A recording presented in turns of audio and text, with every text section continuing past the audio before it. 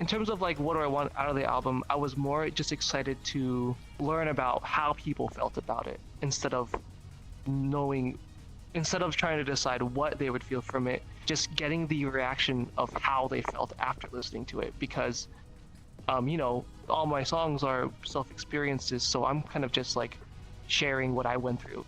And then I suppose it's up to the person listening to I guess comprehend it in a certain way and see how they would feel about my experience. And a lot of the times with a lot of people's musics, a lot of it is relatable because we are all very similar as human beings, emotional and all that fun stuff. The human psyche. Hello, and welcome to another episode of the Speed Talking Podcast with me, your host, Nepherti. Our guest, Naku, is here. But I want to take a second to thank you all for tuning in before we turn the camera on over to him.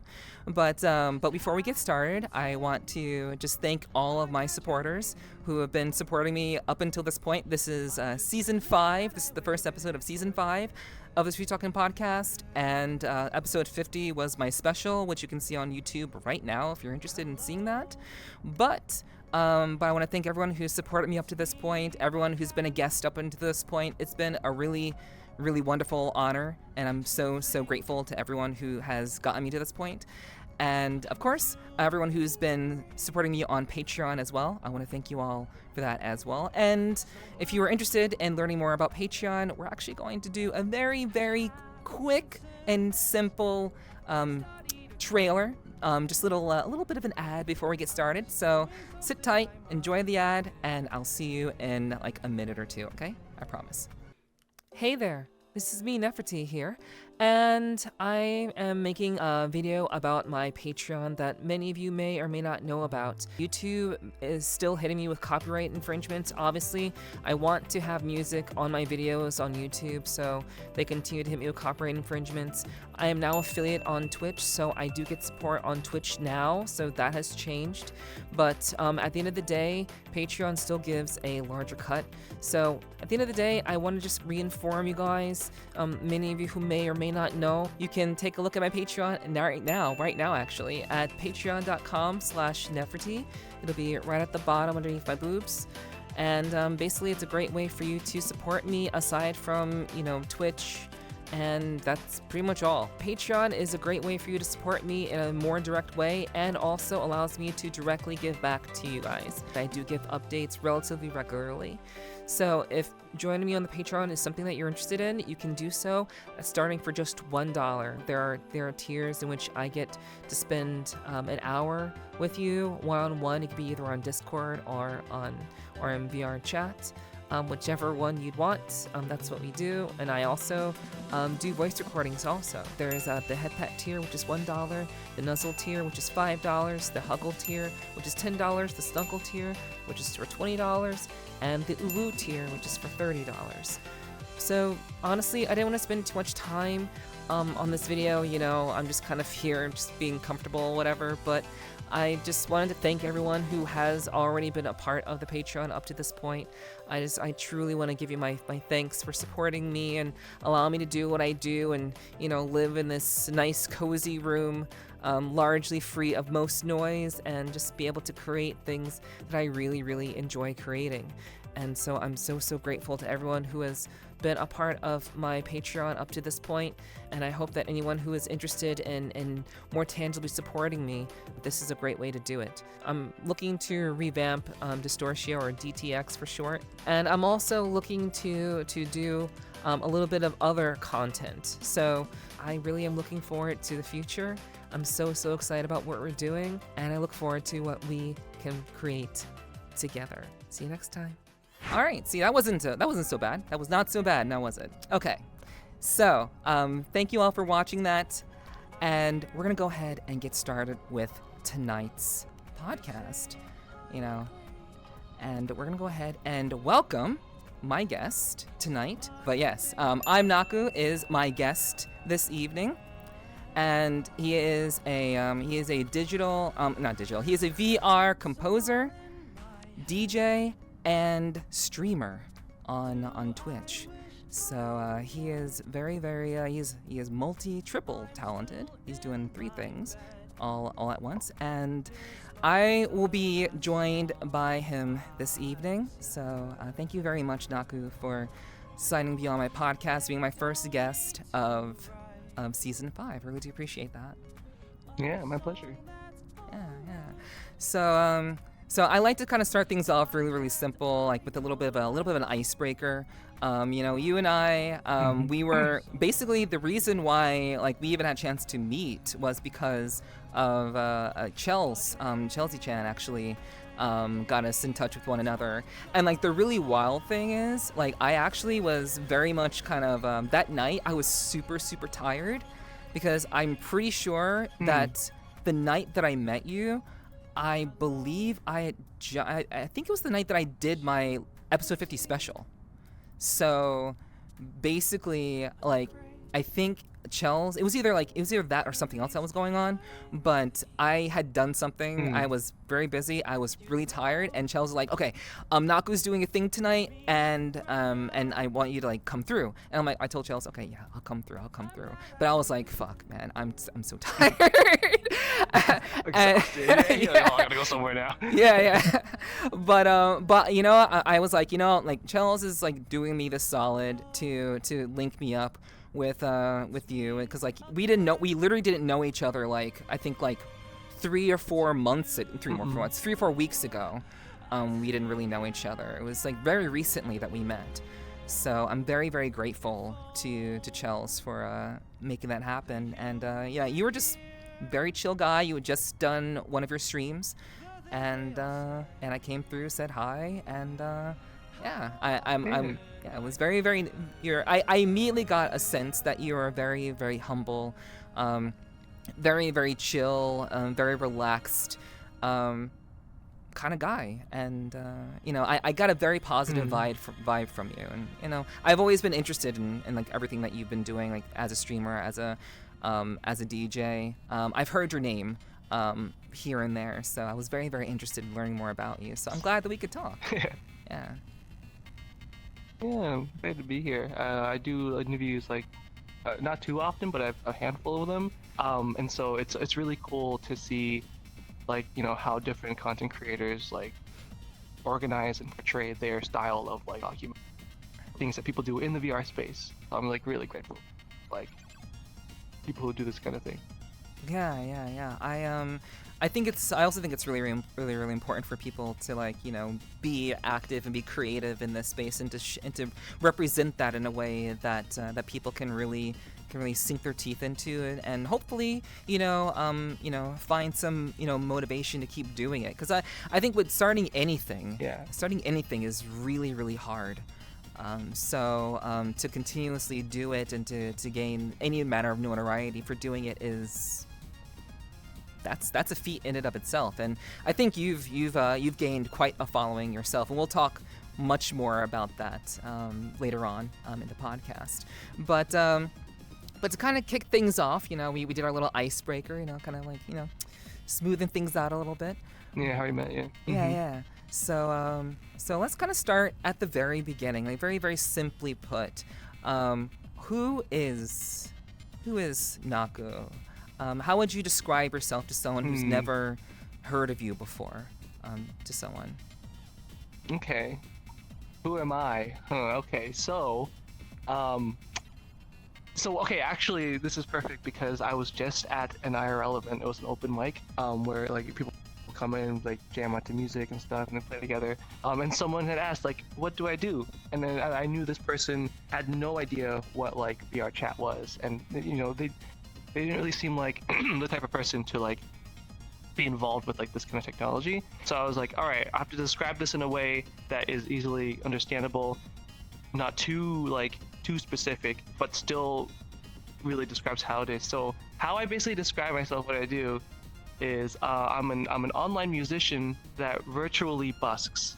So if you know what busking is, or the word busk, what that means is when a musician like goes to a public area and like performs, usually with the intention of they usually have like a jar for tips or something, but it's like to entertain, and it's not easy to get actual like places to perform at in terms of like venues and events and stuff like that. So what musicians do sometimes is just go to a public area and just start playing. And so like I was like, eventually things just kind of somehow I do it on VR because it's like this space specifically is like a really unique form of it's a unique niche because like there's like you can upload covers to YouTube or you can live stream on different platforms and stuff like that. But with here, it's like it's a public setting where anyone who is aware of the game can come and go, but there's that level of immersion where you actually see the performer, you see like exactly like what they're doing and the way that their body language like portrays like what they're playing, and so it's like a really unique experience, and then it's a really cool like vehicle for like me to like they discover me here and then they just go into my work and like look at my stream or look at my music and stuff like that. So the way I described it was like I busk online where I can do it from the comfort of my own home and don't have to drag my gear to like wherever I'm going. And then they're like, oh, so like you play like music online? I'm like, yeah, I take requests from people and like they can message me there and stuff like that. So and then from there they discover my actual music. That's kind of a summary. Hell yeah. Okay, nice. And so with all that in mind, I have to ask about what inspired you to choose the name I'm Naku, because like you're a very humble guy, but like you're basically like it's very much kind of it's very Nietzsche. Yeah. It's very Nietzsche of you like I think therefore I am, like it's like I'm Naku. So like what It's me. Yeah. So what drove you to choose that as your handle? Okay, so starting off with we'll start off with just Naku. To be honest, I don't exactly remember the exact origin. I just know that the full name of it was Nakuyomaru. When I was pretty young, I fucking like, oh, I'm allowed to curse here? Oh yeah, no, you're fine. Okay, no worries. It slipped. Okay. Yeah. But it was just kind of like a mixture of a bunch of different anime names because I grew up on like Bleach, Orin High School Host Club. There's a bunch of random anime back in the time, and like Naruto, stuff like that. So I don't know exactly the names of them all, but it was an amalgamation of a bunch of anime names. And then over the years, it kind of got shortened because like as I grew up, I like, this name is way too long, and it became like Nakuyo and stuff like that. And I was like, Nakuyo, that's too many syllables, and it became Naku eventually. And then so the I'm underscore part comes from Naku being taken on a lot of platforms. So I was just like, what can I do? Can I do Naku with 2 U's? Oh, that's kind of late. Like Naku with numbers, like come on. So then I was like, like who am I? Like what am I trying to do here? It's like I'm Naku. Like this is my name, so I'm Naku. So I took that on all platforms. Okay. So it is. Gotcha. So it was basically like an issue that a lot of us kind of go through. Like, oh, my name is taken, so I have to do some weird variation of the name. Yeah. Okay. Yeah, exactly. Gotcha. Yeah, I mean, even my username, like Nepherti, has 2 eyes. It should be just 1 eye, but like, I have to do the 2 eyes, and like the 2 eyes has kind of grown on me. Kind of, I guess, very similar to how it's like you actually like you have like an album with I'm Naku. So I guess with that in mind, I suppose the I'm underscore grew on you too. Yeah, it really has kind of become a part of like the community because people in Discord like they started changing the name to like for example my manager I'm underscore Anna, like her name, or like I'm underscore Yoshi or I'm underscore Kibu. People just started like kind of attaching it to their names, and it just kind of became like a little staple. So I was like, this is pretty cool, and so it kind of adopted it. So like we have like a main team of people who like help me with events. So like we became like I'm underscore team, and it's like I'm underscore moderators and stuff like that. So it just kind of all got tied in, just because it grew attached to it. Hell yeah. Gotcha. Okay. So, So now, like now that we kind of understand like where your username came from, which is I think that's really important to understanding a person in this space. We all have handles that we use. It's usually not our real names, more or less. It's usually an alias of some sort. But now I want to find out like. How did you kind of establish your overall look? Because like I actually like I have to say no joke. I think you have one of the most pleasant looking male avatars I've ever seen in VRChat. Like it's Thank you. yeah, it's very very very very good looking. Very very it's very like it's not too much. Like it's very very kind of basic, very simple, but it's also very appealing and very it has its own iconic look to it, which I think is very recognizable, but also very very very handsome, we'll say. Yeah. So how did you, I guess, get around to getting this particular look? Is this something that you customized yourself, or was this something that you got commissioned for you, or is this just like some free avatar that you found somewhere on VRChat, which I doubt, but what's the story? So just generally, whenever I decided like how I wanted to look, I just kind of wanted to be me. So this was a long progression of. I know obviously I'm not an actual marionette, so like this is like late game Naku lore. Right. But it all started out.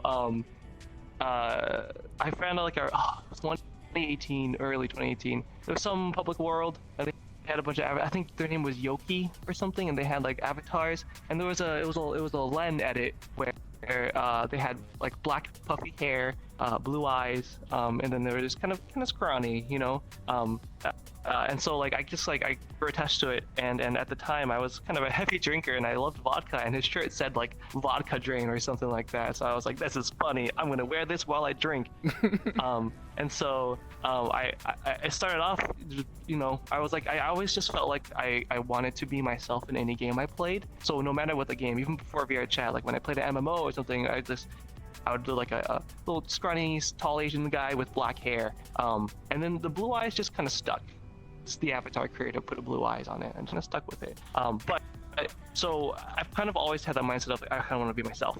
Just because I just like to immerse myself in a way that like I am physically here type thing, So I started off with that random public model, and then I reached out to the creator because like I just got into streaming at that time, and I was like I tested out this little stream format where I would vlog. So like I would hold the stream camera and then I would just be like, hey, what's up guys? I'm walking around public worlds doing this thing, and I was like, I want a phone like asset. So I reached out to the avatar creator and I was like, hey, can you customize this? I want a little bit longer hair, I want blue stuff. And it's okay. And then he added a ukulele on it because I was gonna try slowly easing in my music, but I started out doing entertainment with like the vlog streams. But the avatar creator, sent that to me and I really liked it. I stuck with this, with me being myself in the game. But eventually I was like, I want to be able to do it myself. And so that's when I jumped ahead too fast. I actually talked to a different avatar creator. They recreated what I had and then like put like a cool cardigan outfit, and I started adopting my dressing style because the avatar creator just kind of customized the clothes. And then after that next modeler, the name was like Satsuka or something. It's been a long time. And then from there, after that, that's when I started to be like, I want to do it myself. And so I got into Vroid. And then I started from scratch there, learning Vroid, making it look like myself with like the tall, Asian guy with black hair. And then like at the time I was letting my hair grow out. So then the hair got longer and longer, my Vroid skills kept progressing, and then it got better and better. It looked cool. And then I started getting into Booth. Booth obviously is I love Booth models, just, Yeah. No, very much a so Japanese then, standard. Yeah. And growing up in anime and stuff, I've always been a fan of just like Japanese culture in general. Mm-hmm. And even outside of like anime itself, I love Japanese streetwear. My entire wardrobe is literally Uniqlo. I buy Uniqlo clothes like specifically because I love the style. Oversized shirts, sometimes baggy sweatpants, and then whenever sometimes I like tight skinny jeans with tucked in over. It's just Japanese streetwear is pretty cool. I love those big heavy jackets. Okay, anyways, despite that, I live in Florida where it's never cold.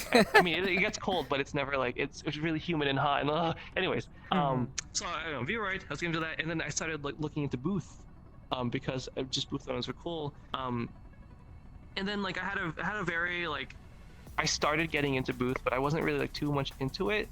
And then I had a very big life change, and I was like, I want to change too with this change of my life. So then I was like, I'm all in on booth. I'm just gonna do it. And then I chose this model specifically. The base is actually Jala. They make these augmented doll type things. So the entire body, is everything marionette. is marionette. Okay. Yeah, it's really cool.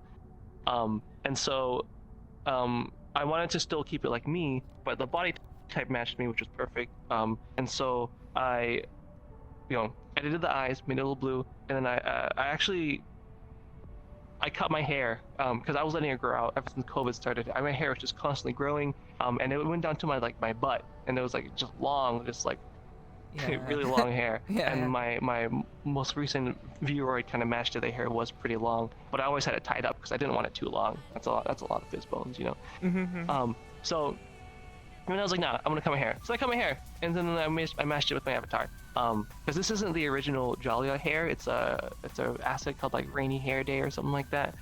But then I just started out with it was a full little outfit, and then I just customized it more and more. And then I actually had a lot of help from a few people in my community who helped with model stuff, so it was really cool. A lot of different outfits that I got. But yeah, here's the origin of now I'm like this. So yeah. Gotcha. Yeah, I mean, I think with any person in VRChat, I think it very much is a process. Especially if you've been in VRChat for a really long time. I'm gonna ask you about that in a little bit. But I know most people who are in VRChat for a long time, they typically just they evolve their look, and some people are fortunate enough to kind of understand what they want to look like, and they already know I want to look like this. Some people, like myself, actually, I didn't really know what I wanted to look like in VRChat, so it took a while to kind of figure that out. But the really wonderful thing is this current look, which I've used a ton of different avatars over the course of me doing this podcast. This particular look is actually very, very ideal to how I want to look. So I finally found my ideal look as well. So it's really interesting to hear about how you kind of found your evolved your look over time. Yeah, which is really really nice. And that's I am. Yeah, go ahead. I was gonna say I forgot to mention. So the reason why I chose Jala specifically, is because I know there's a lot of booth models to choose from, but I really liked the face on it because it was pretty unique. And I liked how it looked, and I was like, I feel like me. And then I actually wasn't really a big fan of the marionette thing. I was I'll wear it, see how I feel. I just really like the face, and I was considering, can I transfer the face to a Maki body or a different body? But then the more I used it, the more I grew attached to it, and it became a sort of I was like, oh, this is a edgy double meaning. It's oh, we're puppeting these characters inside of VRChat, and to we're just marionettes, around. I was like, I'm so funny. You're so meta. No, I just hey, yeah. meta. Okay, but I just grew attached to it, and so I mainly chose it because the face was, I really liked the face, and then the rest is kind of grew on me. So, but boom. Okay, I forgot to mention that. I wanted to make sure I mentioned that. Okay, hell yeah. Thank you for mentioning that. Yeah. And I also think that the overall look of having the hands fingers like a marionette. I always just thought it was very much kind of that was a deliberate creative choice because you play the piano, so I just figured that it just kind of fit that ideal, in Ghost in the Shell, how the fingers just kind of disconnect and there's speed typing like that. Yeah, I that's what I thought when I saw that your fingers were very much like that. So it fits. I'm gonna say that now. Yeah. it's inspired by Ghost in the Shell now. Yeah. All right, cool. And like, I know I can mention that because I know you're an anime fan, which I didn't know. Which I'm pretty familiar with anime too. Like the not more recent anime, but like just anime from like anything before I think 2020. I'm pretty familiar with. So yeah. I can talk anime as well. But anyway, maybe we'll talk about that later on. But we'll see. But yeah.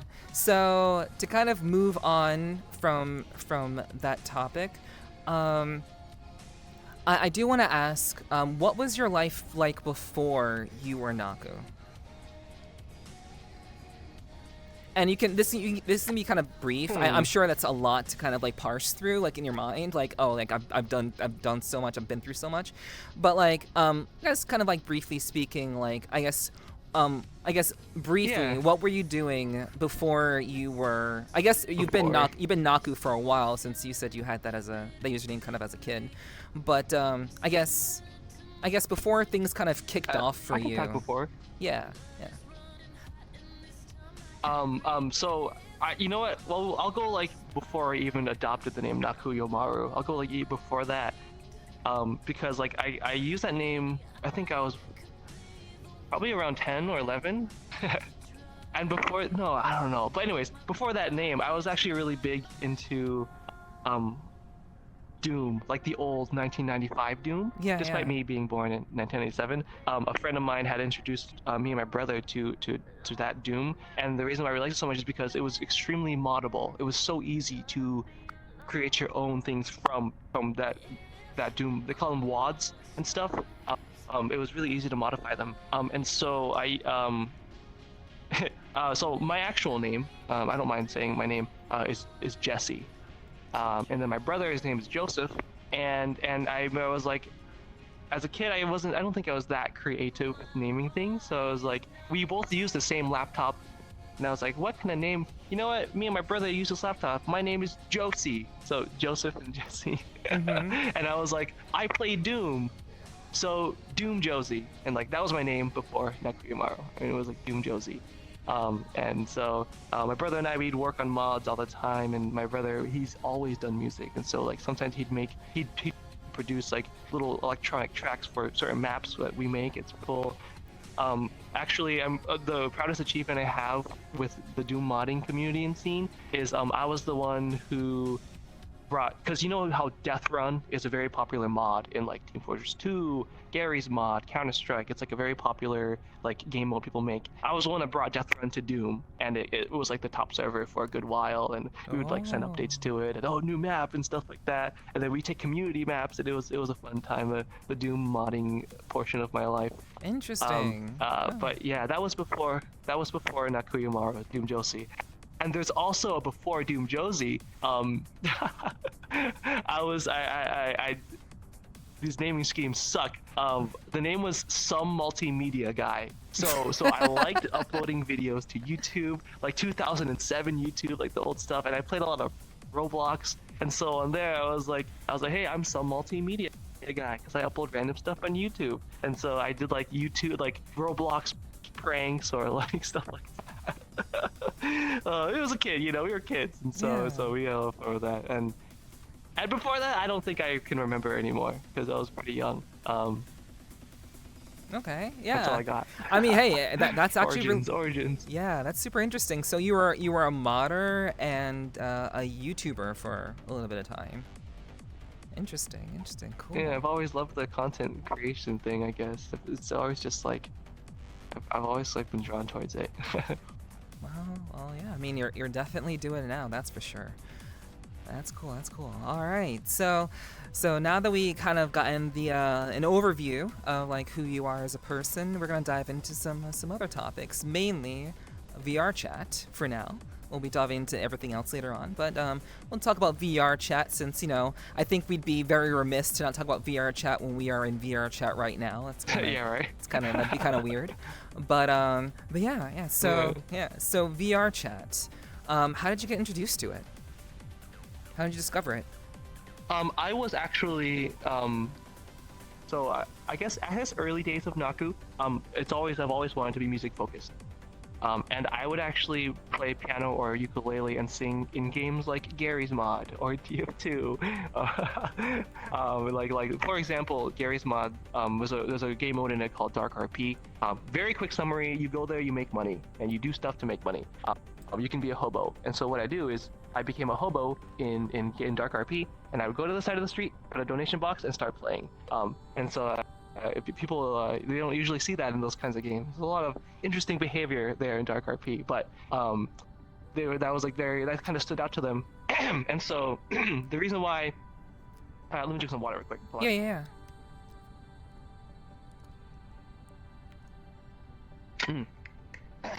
Okay, so the reason why I got into VRChat is because I like to download games and look for places to play at, like video games to play music, because it wasn't as common back then. And I was like, it's a free-to-play game. It was like December 2017. I was like, I guess I'll try it out, just because it says, oh, it's a social platform where users can create whatever they want type thing. And so I downloaded it, and I started playing in.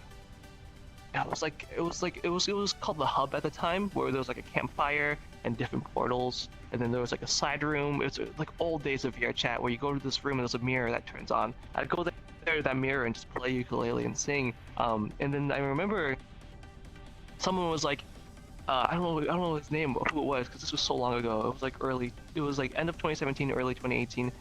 The guy came up to me and it was like, hey, I got a better place you can play music at. And they dropped a portal to Gaia Night, and that was my first introduction to like the OG worlds, other than the default hub world.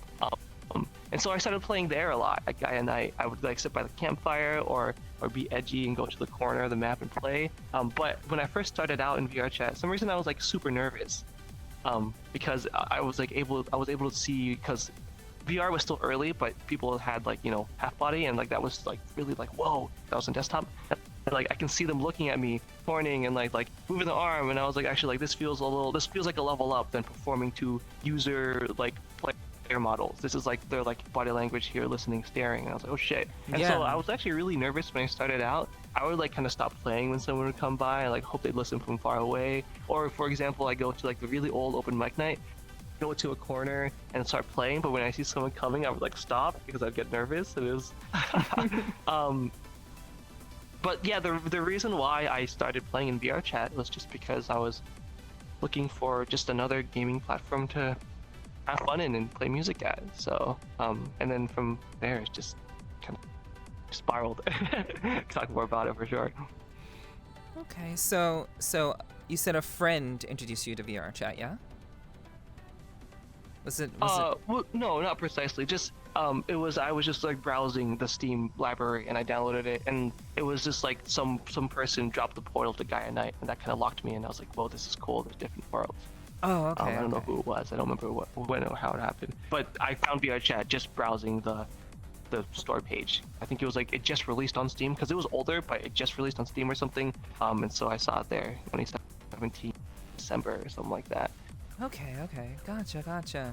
All right, so yeah, so you are one of the early players in VRChat. You're one of the early people who've been in VRChat for quite a while, yeah? Yeah. It seems that way.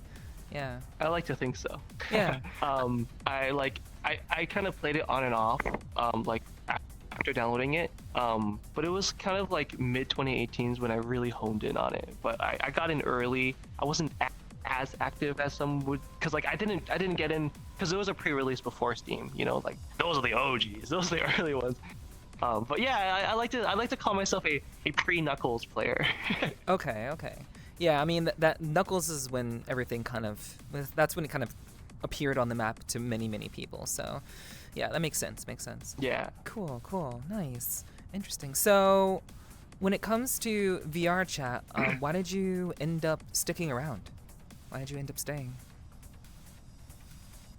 It was I think what really drew me in was the level of player interaction, because it's not just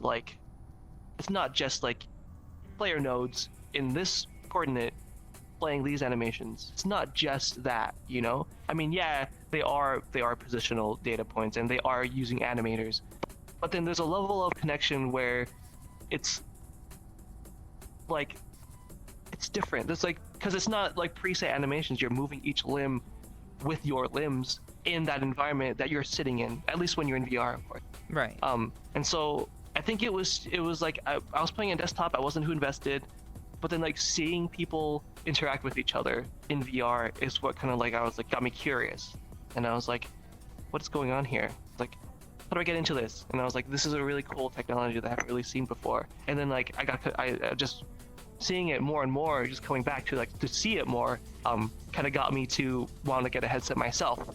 And I was like, what is this? You know, Oculus CV1. It's only like at the time I think it was like $300. And I was like, you know, I'm working as I have my job, and so like, you know, I've got some disposable income. So I was like, I'll just buy a headset, see how it goes. If I don't like it, I can sell it, you know, someplace. And so I tried it out, and I was like, whoa, this is like different from any game I've played, because I've always been a gamer. You know, I've always loved playing video games. Like I think Skyrim was one of my favorite games when I was growing up in high school. But shout out Argonians. No, just like being able to like have that different, like such a different experience. When I put that headset on and I got in VRChat, I was like, I'm in. This is really cool. You're locked in. It was mainly yeah, it was mainly seeing people's interactions. I think that's what got me in, because I was like, I want to interact like that. Like I want people to like be able to interact with me across the world without me having like to actually go all the way over there. You know, I think that's like such a cool concept. Like messaging, calling, webcamming, video chatting, all that is you know, obviously like leaps, like, you know, from where it wasn't there. But then like this is like, I don't know, I just think it's so cool that you can walk into a world, see like a Shrek Fortnite dancing, and then like someone else like hitting the whip in a Cloud Strife model, and then like at the same time someone dropping a portal to a high production value event that like has real life artists and dancers, and then while someone else is creating the 3D models and the maps of all this. It's like such a cool thing to think about. You know, there's so many different, like, there's just so much, and I find myself nowadays, like, I used to game a lot, I used to do so much, I used to be like a competitive League player and stuff like that, but nowadays I'm just so busy with VRChat and I don't even mind, like I do so much here with my music that like I like literally earlier today that was my first League game in like weeks, and so like I don't mind. It's really, there's just so much here, and I love it. Yeah, I feel very, very similarly to that. Like it's really, really weird to like look back and realize that like you've been like, I know you've been doing this for a long time too, and I've been doing this for 2.5 years just about, and just to kind of think about, like, you know, I was never really much of a gamer. I've always been more so into anime than anything else, but you know, I did game a little bit, but these 2.5 years of just being knee deep in creating content for VRChat has just been like, I don't mind it. It's fun and it's enjoyable, and it comes naturally, and like you don't really worry or think about it too much. So yeah, I mean the interactions I think are like definitely a plus. So I agree with you for sure. I do want to ask, how different. How would you compare? There are a number of people who have said that, you know, VRChat has changed. You know, it's changed. It's different from how it was before, like way back in the day. Like you've seen early VRChat and you've seen modern day VRChat. So I would like to know from your perspective, how much has really I mean, there's a lot that's changed for sure. Like, it's very, very objectively speaking, VRChat has changed a great deal from what it was back then. Yeah. But like in terms of, I think people when they say VRChat has changed, they talk about mainly in terms of how people socialize, how people interact with one another. I guess the quality of relationships that are formed with people. Do you see any difference between how people interacted back then and how people interact now? And I do see that kind of difference that people have talked about or mentioned, that I mean that I've heard at least. So yeah, it's definitely, it's hard for me to pinpoint Like, it's because, you know, I've kind of progressed with it, so it's just a gradual change that I notice. But I think a lot of things have changed in terms of where do I even start? It's hard. So okay, you know what? Okay, we'll just go back and I'll be like, okay, so VRChat back then obviously wasn't as big as it is now. And I think with any sort of platform gaining notoriety and more players and more, you know, different kinds of people coming in and joining, that will always like level out in terms of like the curve of types of interactions. So okay, here I will say I think a good place to start is kind of focusing on like a criticism of it. So for example, I've seen people say like VRChat has like changed for the worse in terms of like public worlds. I've seen that sentiment. And I think at least there is some merit to that, only because the amount of people that join, you're obviously going to get bad apples. But sometimes they don't really look at it. You also get good side of it too. It's just really natural for our minds to like focus on negative, you know? Yes. Human nature. Yeah, exactly. And so in response to this, VRChat, you know, they created groups, public world moderation, stuff like that for group publics, which I feel like has been a godsend. Like I make use of that all the time because of my own instances and stuff. I don't know. I just my overall opinion on how VRChat has changed is just good. I think it's been great. I know people are nostalgic for like the old days of like tight-knit communities, and maybe like very rarely events going on, because nowadays every weekend there is always a venue you can go to. And like, you know, even during the weekdays, is usually like we have a whole website documenting like exact times, like vrc.tl. Shout out Woody. Amazing website. Really shows like the amount of events that like people make and stuff. But back then, it was such a journey to even discover these events. And like part of that kind of felt like it added to the what's the word? Like being able to be involved with these rare events felt like really special, so to say. Like you felt like a special club. Not like elitist, but like yeah, exactly. Like you were like, oh, like this is niche underground VR DJ community that we play at every month, type thing. And it was like, well, it's cool. Nowadays, it's like every day you can go and jam out, which is awesome in my opinion. But I can get why people would say like it's oversaturated now, or it's like it doesn't feel as special anymore. But in my opinion, I think it's even better because that invigorates like innovation. You know, if you want to feel special, you have to work hard at it and stuff. You can't just be another cramped venue with default VRSL lights. You know, you have to actually bring something new to the table if you are reaching to like create a unique experience. You know, if you want to make a club where like, you know, you can go out and chill and jam, like that's nothing wrong with that. But there are people who have complaints of like oversaturation and stuff, and so instead of complaining about that, like let's innovate. You know, that's why I love this game, because you can make anything if you put work into it. And so that also like, oh, there's like, I'm like about to like start yapping because it's like that's what inspired me to really hone in on like the dynamic stage things that I did for Nurtured and stuff like that.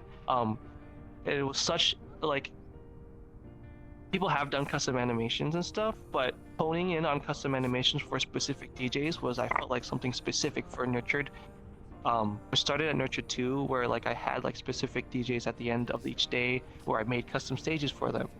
And like people loved that. It was like such a change because people were used to the venues, like, you know, the really cool live lights and stuff were really sick. But then like that sudden change happening mid-event without like a signal or anything, just like boom. Like for example, when Ghost Data played, like their ram skull falling out of the sky, leaves falling out of the trees, their giant ice cathedral coming in the background, people were freaking out. It was so cool seeing that reaction. I was like, all right, for Nurtured 3, like I'm gonna go all in. And I learned my lesson. I was too ambitious. I had like 50 plus DJs, and I was like, custom stage for every DJ. Jeez. I got to like 40 of them, and it was bad because it was mid-event updates, just to push the world, and then like we had like some of them didn't work because it was rushed, but it was overall, it was good, really good learning experience. And then after that, Nurture 3 finale, that was peak because I took my time. I wasn't too ambitious. I did do custom stages for every DJ that did request it, but I gave myself more time. I was realistic with the stages themselves, and it was awesome.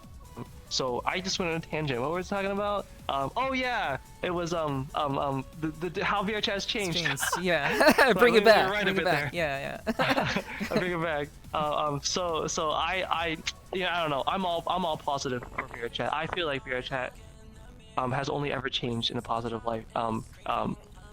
For me, I know that people will criticize me for that, because there is a valid concern with, for example, one of the most controversial updates, at least from the perspective of like the community, was the EAC update, because there was a split with people like, oh, it'll help with moderation and stopping clients and stuff like that, which it did, it 100% did, but it also stopped accessibility to some people, like for like accessibility mods, like sign language stuff, or like mods that specifically like help with shaders for like epileptic stuff, and like speech, like there's a lot of stuff that did cut out, but that's kind of unavoidable when those mods themselves were still breaking like the certain TOS because you weren't supposed to modify in the first place. But at the same time, it's like maybe these accessibilities should be already, but that was a long time ago. That was at that time, at that era. Now obviously they've been pushing updates, it's been progressing,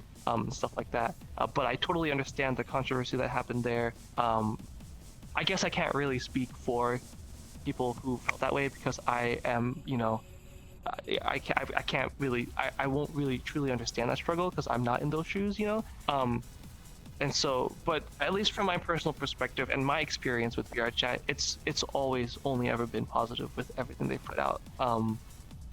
Just like, I don't know. I've always kind of been in my own lane type thing, one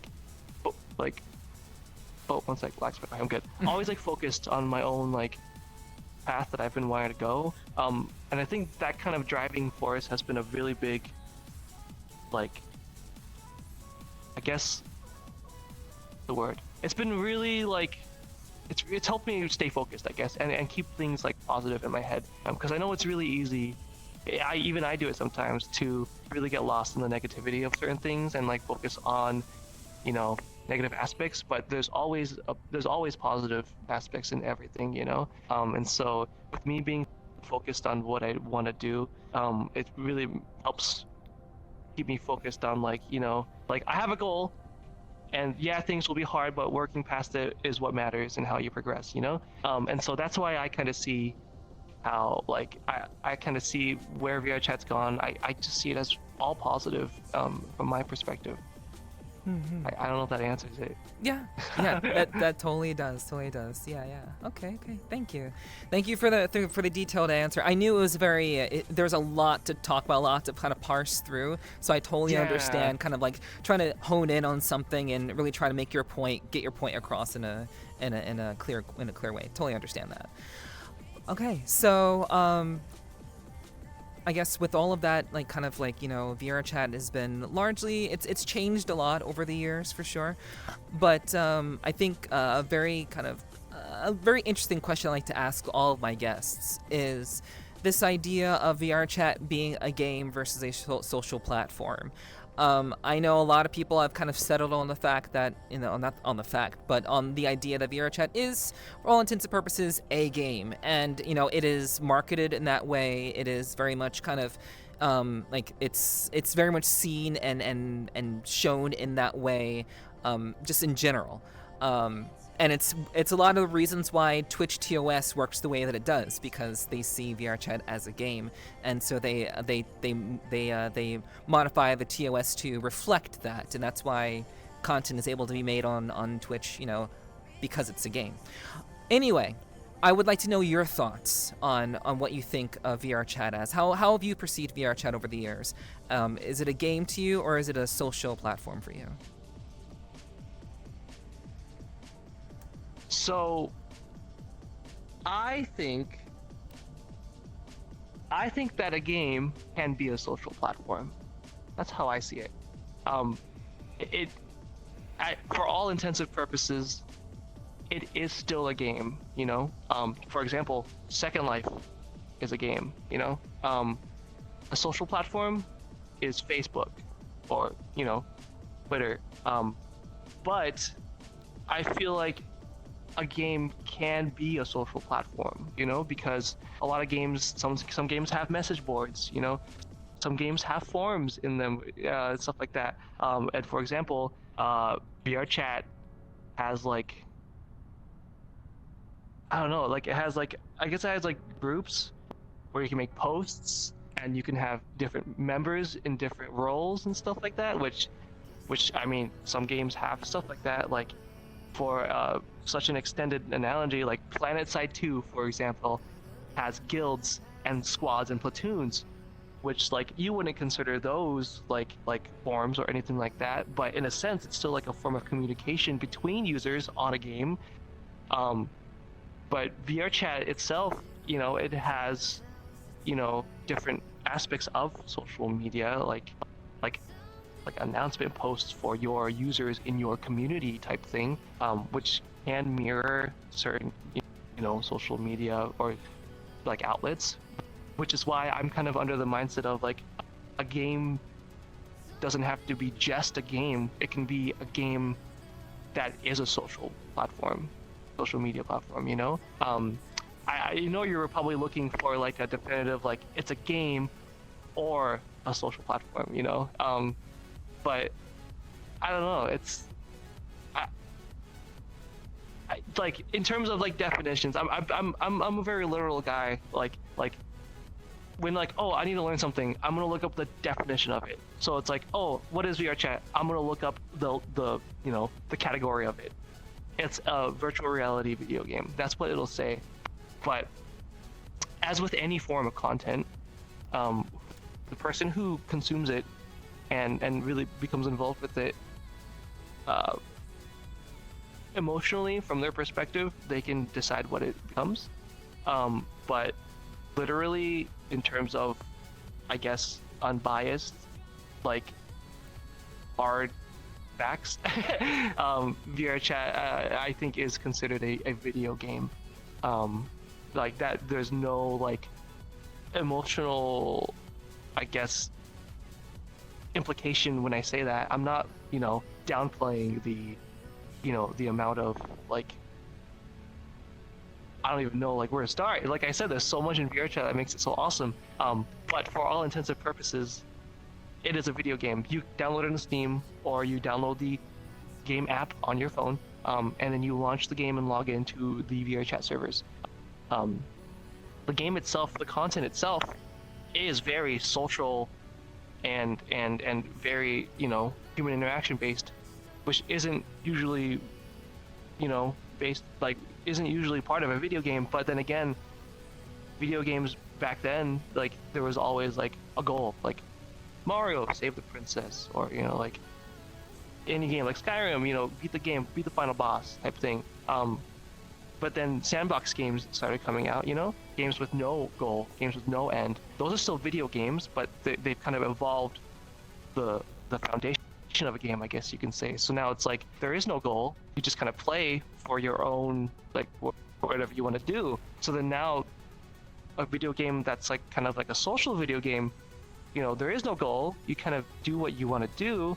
And so I feel like the gaming landscape just kind of evolved past, like, I don't want to say past labels because that sounds corny, but like, for example, Minecraft, there are so many different kinds of communities in there that go past the game itself that it's like, this is just, even other games like, Fortnite, for example, people make custom games in that game. Some games aren't even like an actual game, it's just like people go there to talk sometimes. So it's like, it's really hard to define, like, if I mean, like, not literally. It's not hard to literally define VRChat because you can describe what it was designed to do. You can read off the description saying VRChat is a virtual reality, social game, but it really just depends on your emotional connection to whatever content that you're consuming. That's what really matters, I feel. What you take it as is what it becomes defined from your perspective. Damn, I'm edgy. No. That makes sense to me. That makes perfect sense to me, honestly. So, I'll just jump right into the next question. What is have your goals in VRChat, since you perceive it that way, have your goals in VRChat shifted from when you originally started playing VRChat? We'll just use the term playing for the sake of ease. When you first started interacting with VRChat, what has your goals in VRChat, if at all, have they changed from way back then to now?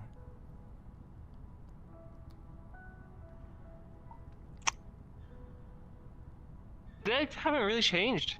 Ever since I came on, I came on a VRChat to play music. I came on because I was looking for a video game to have fun in and just share my passion for music. And then here I am now, still doing that. I mean, like the goal itself hasn't changed, but the path getting there definitely did fluctuate. Because like I started off doing like entertainment with the vlog stuff, and then I started joining like those like entertainment meme streamer lobbies, where people come and collab stream and do funny stuff and get pranked by like Lolathon and stuff, or like do like RP streams with like the like different fantasy like environments that people create. Like I kind of like went around that path, mainly the entertainment path. Because like meme content and stuff was like the big thing, especially when the Knuckles things happened. But I knew deep down I wanted to do music, and at the end of the day, I was going to eventually shift to focusing on music. I didn't want to just be like the VRChat vlogger the whole time I'm here. So one day, like, I'll be honest, like I'm not proud of my old content. A lot of it was very a lot of it was pretty like sexist and even like misogynistic at times, because like I can safely say I've grown as a person. But a lot of the times what I would do in my old content, it's like I would invite as many like feminine sounding people. I would there's a female model, like I'm gonna get that on stream. I'm gonna make my viewers like view like lack of a better term, sex sells. And I knew that. And like back in my old content, I actually did interviews like this, and I would, no matter what, I would always try to steer the content to a sexual way, because that's when I saw viewer retention go up. That's when I saw chat like go like, whoa, reaction, clip, share the clip, funny, he said boob, like stuff like that. And so my old content, like I was trying to work the algorithm, and I was like, yeah, I'm gonna get big so then I can swap to music and do it. And one day, like I invited like every girl on my friend list, and like a bunch of people joined, and it hit me. I was like, I hate what I'm doing. Like, what am I doing here? And so like I stopped the stream, and I was like, fuck this, I'm pivoting to music. I'm done. Like I'm sick of this. So then, excuse me. I realized like I was getting sucked into the content grind, and like paying too close attention to analytics and seeing like, oh, like where did my viewership go up? It went up here, let's do more of that. And I kept doing more of that, and and then eventually devolved down to like only that kind of like, it was like that meme, like that, like I don't know how to describe it, but it was like that meme content that like focused so much on objectifying and I'm not proud of my old content. I can talk down about it, but I'm really happy I grew from it, I moved on from it, and eventually I had bought the ukulele. Actually I bought the ukulele before I blew up with the entertainment stuff, but I honed in on it, and then like I just kind of slowly like stopped the whole vlog streams and VRChat chats. That's what I call them. I was like, VRChat chats. Oh, I have this person. But No, I just slowly kind of just like got it out, and then slowly brought in the music. And then the big tipping point for me was Slyfest. Slyfest 2021 specifically. I had like, I actually joined a friend who was at one of the old Shelter worlds. It was Shelter 2.0, I think. And her name was Gold Desu. I joined off them, and they were at Shelter 2.0 when they just released that map. And I was like, whoa, what is this? Like I had to walk to the venue and like go down an elevator, and then I saw a crowd of people, someone in front of DJ decks, and I've always been surrounded, like my brother, his name is DJ Joe, and he does DJ gigs at like cons and stuff. And so I've always been aware of like, you know, DJs and stuff like that, doing music venues and playing for people. But to see it in my space and like in like where I'm involved, I'm like, whoa, okay. So then I went and I enjoyed the entire event, and I took pictures behind the decks, and I was like, yo, one day dreaming. 4 years later, I play at Shelter, and I'm like, this is sick. And it was just so like, so Shelter was the one that actually introduced me to like the DJ event venues. Like I've done acoustic, like people hosted like, for example, Artifacts, Starlight, something, I forgot the name of it. It was like TFM Johnny's old group. It became Artifacts. And like that was like an old acoustic venue. Like we did that because like we you know, we're a little tight knit community, playing music for each other. Like Camp Leroy's Friday night campfires, like all that stuff. Nick's Entertainment, all these old acoustic venues. Like I was experienced with actual event spaces in VR, but to actually see the production value ramp up like that with VR DJs, and like low latency, not playing through our mics anymore, going through the world itself, so you have high fidelity, like good quality. Like that was like, whoa, that's really cool.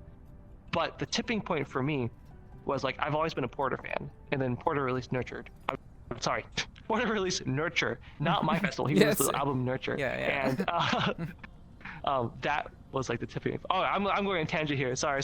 But the tipping point for me getting into music and focusing on that was when I got booked for Slyfest 2021 as my debut DJ set, and I was like, what? They're like taking a risk on me because I've never really done a DJ set before. I've done performances.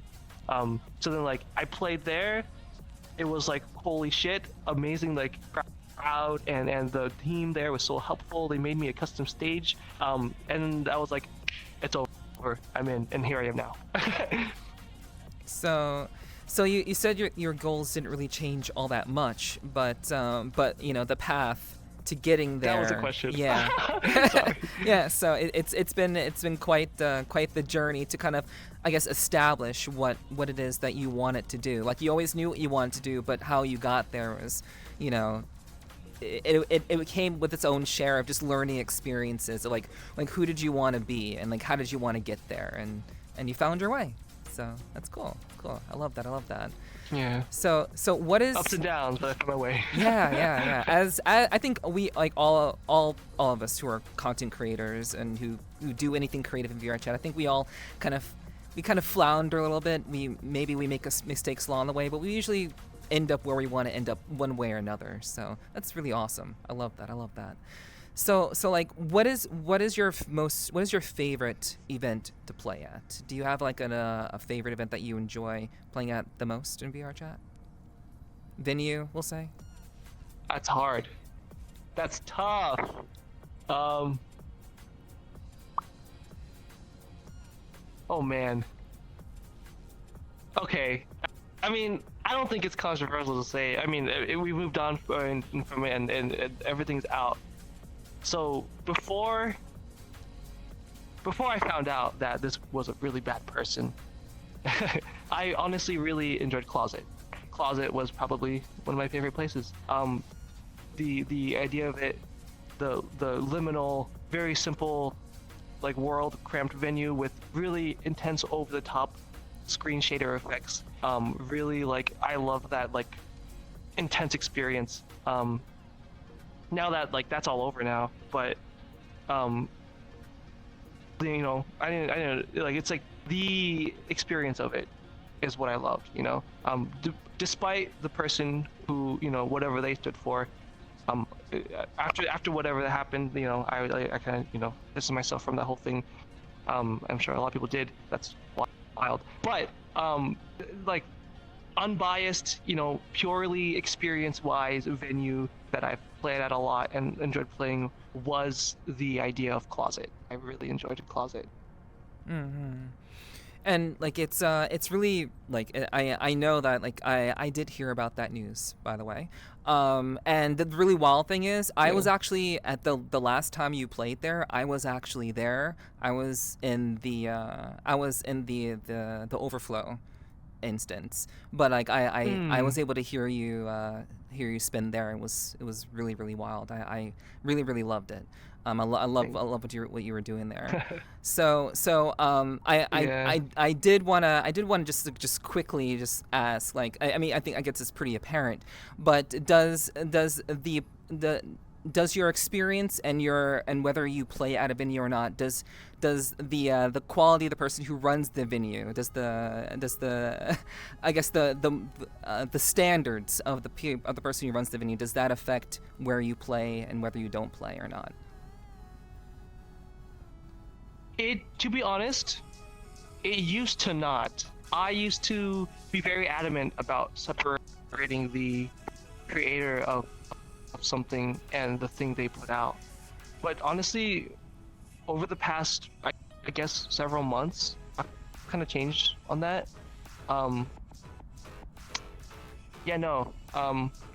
Since we all know, like, that whole Closet situation, before that, like, there were even some things that people would do that just kind of like really rubbed me the wrong way, and so I decided, like, you know what, I want to stay true to, instead of being I was like messaging my best friend one day, and I was like, no more offense, Naku, you know, I want to stay true to my morals, like, no matter what.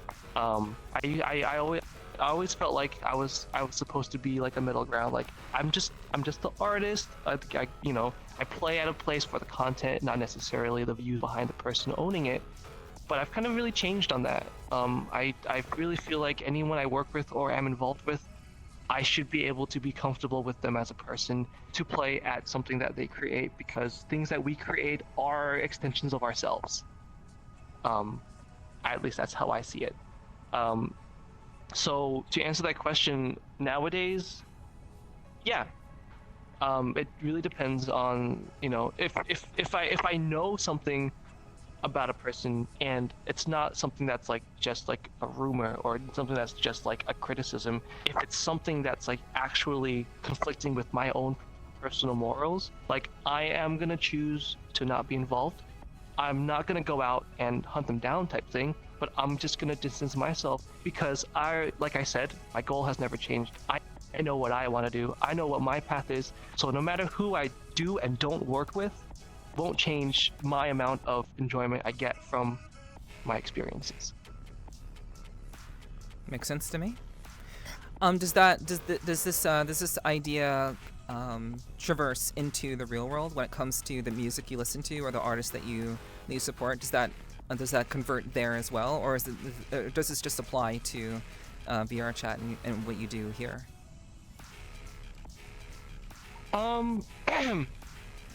I don't think it does apply there. I think it mostly applies to when I'm directly working with a person.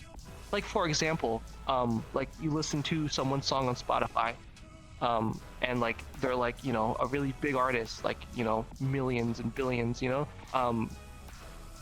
I guess at that point, it feels, at least from my perspective, okay to, like, you know, it's hard, you know. Like, for example, can I even give examples?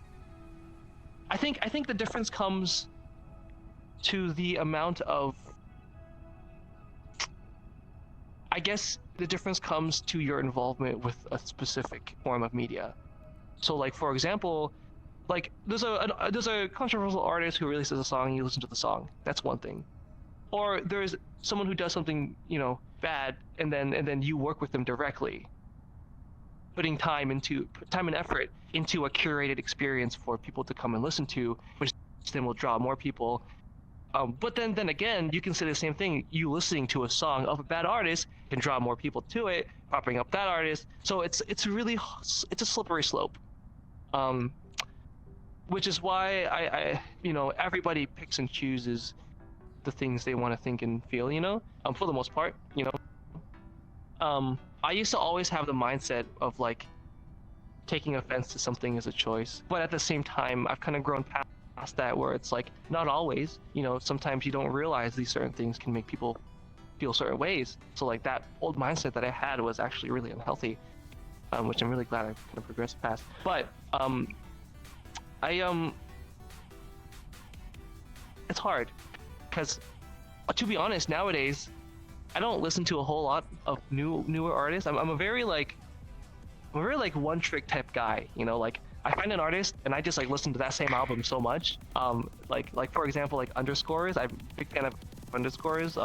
And to be honest, recently I got back into 21 Pilots because during the New Year's I hung out with a friend group who were a big 21 Pilots fan, and like I always loved 21 Pilots, but then I was like, I'm gonna finally listen to Clancy, and I love the album. So like I'm a very like, I don't listen to I listen to a wide range, but when it comes to music that like I really hone in on and like really listen to, I'm very single focused. So to answer the question, does separating the artist from their content apply to real life? Not as much when I'm more involved with the artist, I guess you'd say. Well, sorry, opposite. Not as much when I'm not as involved with the artist. Right. I guess. Okay. Gotcha. Hell yeah. Okay, so back to VRChat. We kind of slipped into the music genre. We were talking about VRChat venues, so we kind of talked about music for a little bit there too, which is good. We're all about music because you're all about music too. So a little tangent doesn't hurt.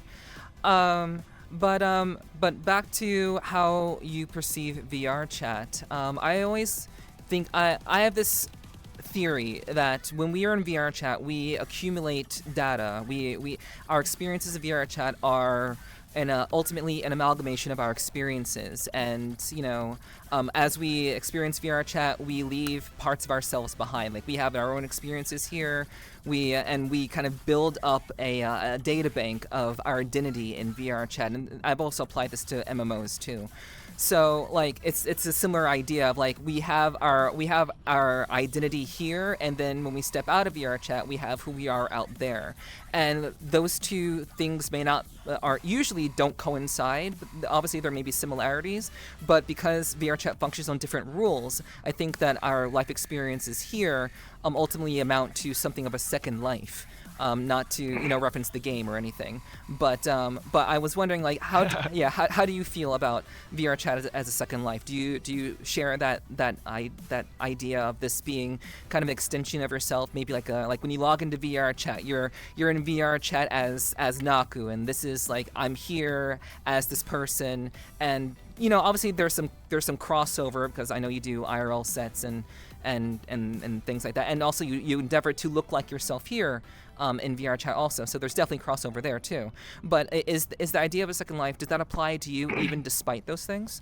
And do you agree with that idea of accumulated experiences that amount to like a unique individual here in VRChat as opposed to who you are existing like out there in reality? No, I don't think that applies to me because like you said, the crossovers, there's a lot. I try to kind of look like myself. I perform as my alias, like IRL sometimes. And I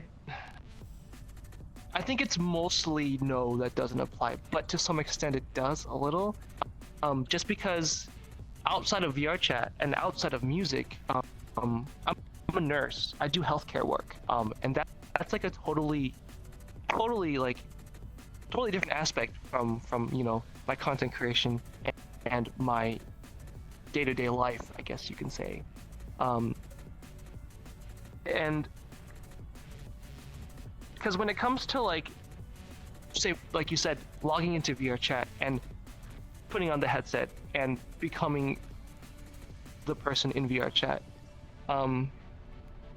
Yes, it is still, for all intents and purposes, puppeting something, Yeah. but it also is still me, because I'm Naku, it's I share my music with people in real life too, and do it in here too. So it's like I'm doing the same thing that I would do if, say, for example, I went to the actual Great Pug in the Netherlands, and then went there with my gear. I would do the same exact thing. I would do, let's say I go to the VRChat instance, set up and take requests and play. I would do that in real life, take my gear, set up requests and play, So I think it is really heavily leaning on the Second Life doesn't apply to me. Okay. Yeah, I liked asking the question. I thought in your case it really would be an interesting answer because of how many crossovers there are. So I thought I would just pose the question anyway, since it's a question that I typically ask my guests. So that checks out for me for sure. So I want to ask, next question would be, do you what's one thing about VRChat that you love about VRChat, that you appreciate about VRChat? And aside from I guess the community aspects and maybe the interactive portion of it, like how we use body language to communicate with one another. So what's one thing that you appreciate about VRChat, and what's one thing that you wish would change about VRChat? Or what one thing that you wish would change, or a criticism that you have about VRChat?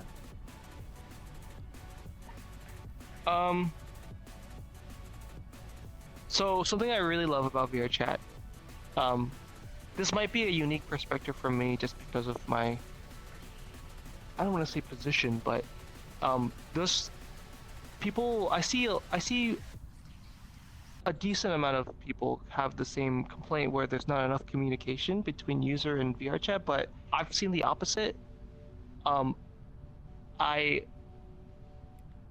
tend to, I don't know, I feel like I'm never really when a change happens in VRChat, I don't ever feel like I'm in the dark. Like they post the patch notes, they post everything about it, and then they have active staff in the game itself. I go to a venue and I see staff there, and then I can even it's not hard to reach out to them either. And then they have the ticket system where you can say, for example, there's bad actors in a world, like a public world, because I run into that a lot. I can send a ticket knowing that they'll do something about it, because I've seen it happen,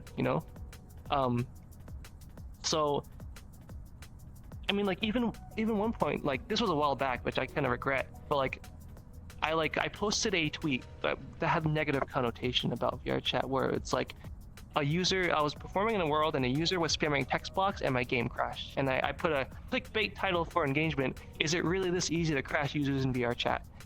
And one of the first things that happened was Tupper reached out and was like, hey, send me the output logs, we'll take care of that user. So it was okay, at least from my perspective, I don't feel like there's a communication problem, but I will say,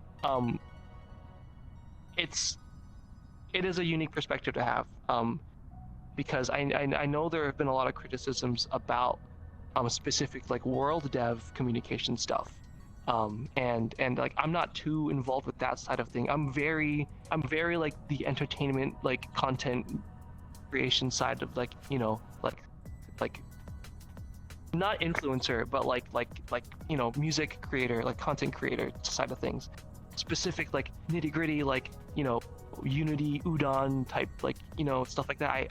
I don't know the extent of it, but I've seen conflicting things between world creators and devs, so I can't make a comment on that side of communication of things.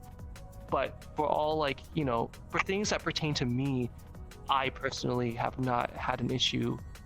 So to answer that question, communication is a big plus. Sorry, I go on tangents. So you asked me what's a big plus, at least for me, communication between VRChat, and a criticism that you also asked, something that I wish changed. Um, I wish groups. I wish staff, like, moderators and groups had more moderation like tools. Um, for example, it's really easy for a user to play space under the world and start throwing like emotes that are very, like the other day, I had someone, like, they had like uploaded, somehow they got past the content filter or something, and it was like very obscene emotes that they were throwing, and they went under the world to do it, and it took a minute for my staff to be able to get to them because they had to find them. They were wearing an invisible avatar, so they had to, like, go into the social menu to do it. I wish there were more moderation tools for group publics, because that's where I'm based. I love to play in group publics, so that's one of my biggest criticisms. I want more moderation tools for my staff. Gotcha. Yeah. So, what the instance that you're talking about, was that during your stream yesterday? No, not yesterday. It was a couple of streams ago. Oh, okay. But yesterday there were people throwing tomatoes, which, like, yeah, I saw that. I'm very, like, yeah. I'm very what's the term? I'm very conditioned for it because, like, I started out playing in, like, Gary's Mod Dark RP, so, like, you can imagine what goes on there. So, like, it's fine. It's just that was happening, and it happened for, like, an extended time. So there were a lot of people there, so they have to shift through the menu to, like, find the person, and then they got kicked and banned eventually. But, like, for example, an easy fix for this would be they could have an audit log of emojis thrown, and it's like it shows a list of every time someone throws an emoji. It says this user, oh, tomato thrown, boom, instantly, warned or muted, this type of thing, So I don't know. Back then, like, not back then, but, like, I think it was like a month ago or something, where the user had, like, was like spamming obscene emotes and stuff. They had, like, they went under the world, and then, like, they had to obviously I, like, hid the screen and stuff, and so there was a lapse in my content, which happens when you want to try to, obviously, like, from my perspective, Twitch is very lenient. As long as you don't condone the actions happening, they're fine. But it was an extended time to do that because we're not lacking moderation tools, but we're missing specific moderation tools for this specific platform because kicking and banning, muting and warning, very cool stuff. But, like, to actually commit to those actions, it takes time to search them in the social menu. So the first, like, thought is to click on them and select them, but you can't click past, certain people. So you got to, like, get an open line of sight, click the person. But whenever someone is trolling, they're constantly moving. So then it adds another layer, so the only option is to just slowly open the social menu, scroll down to it. My instances usually get a lot of people in it, so you gotta find their name, and so I just wish there were more specific moderation tools. Okay. Yeah, that is a reasonable criticism to make, and, like, you even presented a potential solution for that. So I think I think healthy constructive criticism is good. And if you have ideas, which you just presented, but I think that's very, very good. I think you present criticism because you want things to get better, and I think everyone Exactly. who involves himself in VRChat, they want VRChat to be the best that it can be, given the circumstances of, like, just of all the things that go into development and all the hardships that VRChat has to deal with in general, like when it comes to just development cycles and just lack of funds and so on and so forth. They're definitely I would say they're doing their best with what they have, but of course again constructive criticism always good. So yeah, thank you for sharing. Yeah. So I do want to ask kind of a fun question. Do you have Phantom Sense? Okay. Not really. I used to. It used to be really intense before. But it was kind of like a slope. Like, I started out nothing, and then the more I played, it got more and more, and then kind of peaked at a certain point, and then it went back down and kind of leveled out. I have a certain, like, I feel like a certain warmth, like if someone, like, has a hand, like, where my cheek would be, there's, like, a warmth there, but it's not really as intense anymore. It's more of, like, me enjoying the sentiment of someone, like, giving a head pat, and so it's like feel that warmth, I guess that's the extent of my Phantom Sense. Okay. And Okay. Yeah, that works. I do have I do have another question. I think I'll ask you. Um, where do you think like where would you like VR technology to be? Like what are your hopes and dreams for VR technology? Are you optimistic about VR?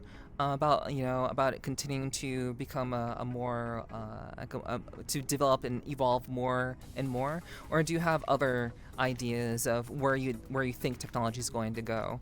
A la Sword Art Online type stuff, which is the usual example that I give to people, or even Dot Hex Sign, which is the grandfather of Sword Art Online if you know your anime.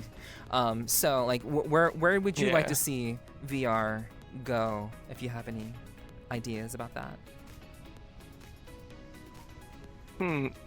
I just want it to be more consistent and easily accessible. Like I say consistent because a lot of people have tracking issues sometimes. Base stations are like I feel like base stations are like the standard for tracking, to be honest. But there are leaps and bounds being made with, positional stuff like slime and stuff like that. But right now the best solution for full body specifically, I feel like, is base stations. I hope that improves. I hope there's some sort of way that someone innovates in that. And then easily accessible, the ease of access and consistency kind of goes hand in hand, because right now I'm using the Quest Pro, and I'm doing like a hybrid setup, and so it's not plug and play. You have to edit things. You have to like do that. You have to set it up correctly, and I had to follow a PDF guide to really get it done right, and I asked for a lot of help from people. So it's definitely a learning curve to do it, which kind of like keeps like the specialty of it, but at the same time, if more people have access to this kind of like experience, then more people will talk about it, and more people will come in general, and the more the merrier, in my opinion. And I hope one day like the Quest Pro, like this setup, this kind of becomes like as standard and common as like a MetaQuest.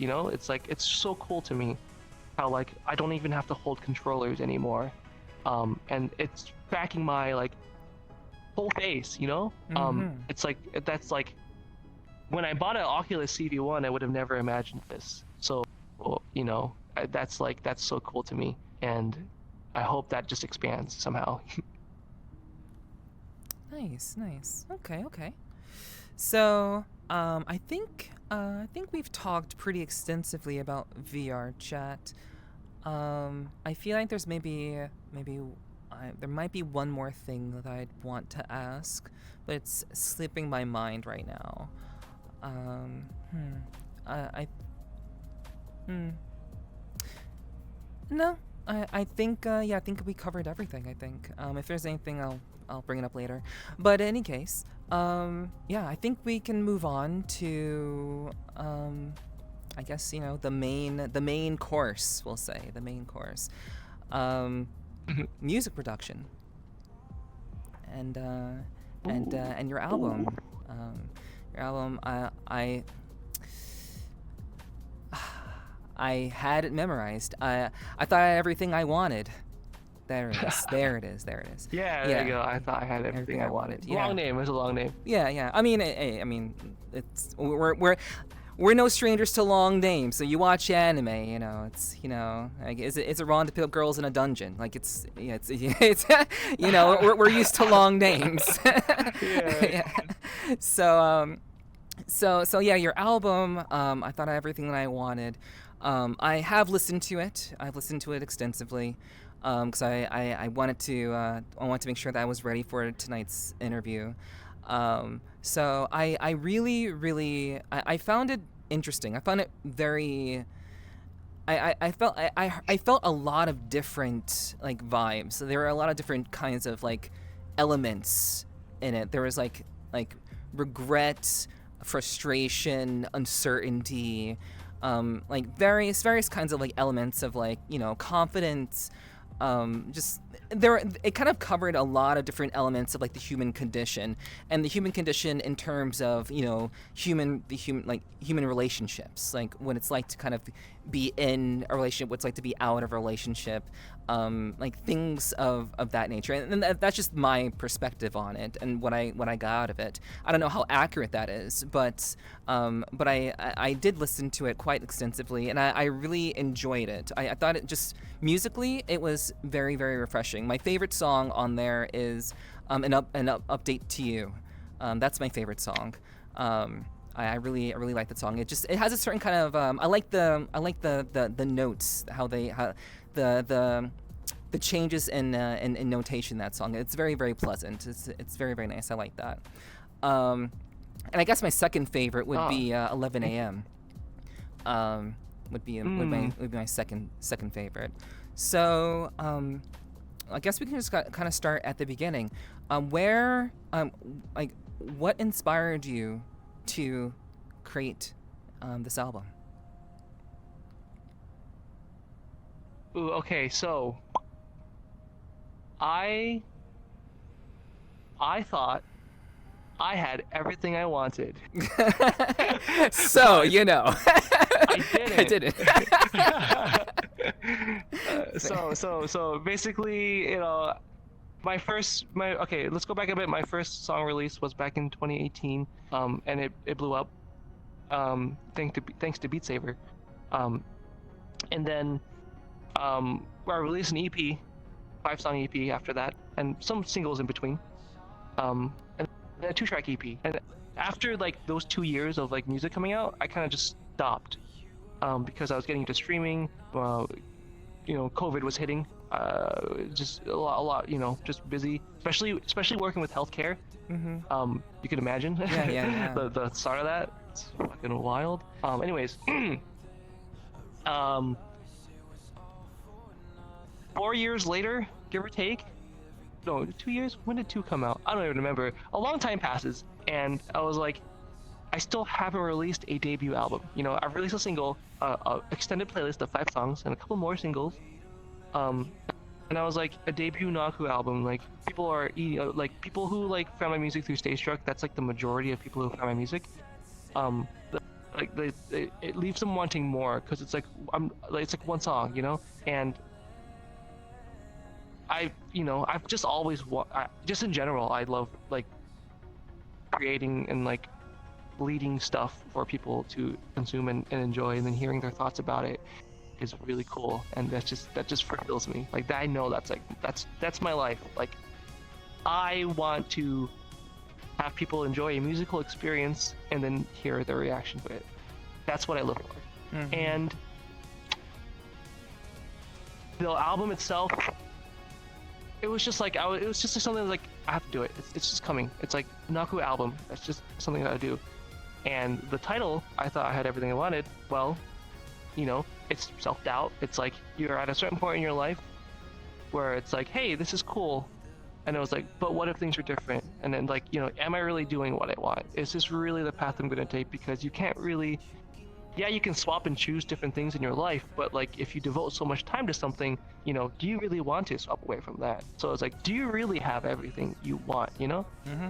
And that the whole idea of the album, the whole thing, like some songs in there I've been writing over time, just things I feel, but the majority of that album was like start of the year, boom, let's do it. And I was at that point in my life, I was doing content creation full time when we started that album, and I was kind of doubting myself, because I had taken I had a few IRL gigs, VR bookings and stuff like that, doing the stream and everything. And I honestly was stupid, because what I did was I worked a bunch of my healthcare job, and then I quit. And I just used stockpiled money. I used royalties from my music and stuff like that. But I still didn't change my spending habits, and I spent too much money. I got low on income, and so I was at a certain point, I was like, oh shit, what am I gonna do? And I was like, I thought I was doing everything I wanted to do, and it was like, obviously it wasn't enough, because I couldn't change my habits and stuff like that. And so the whole album was like, is this what I want to do? Do I need to go back to work? Do I need to, do I just need to lock in, do better? Like, should I just grab a loan and hope I blow up or something type thing, And so I was very like unsure about what I was doing.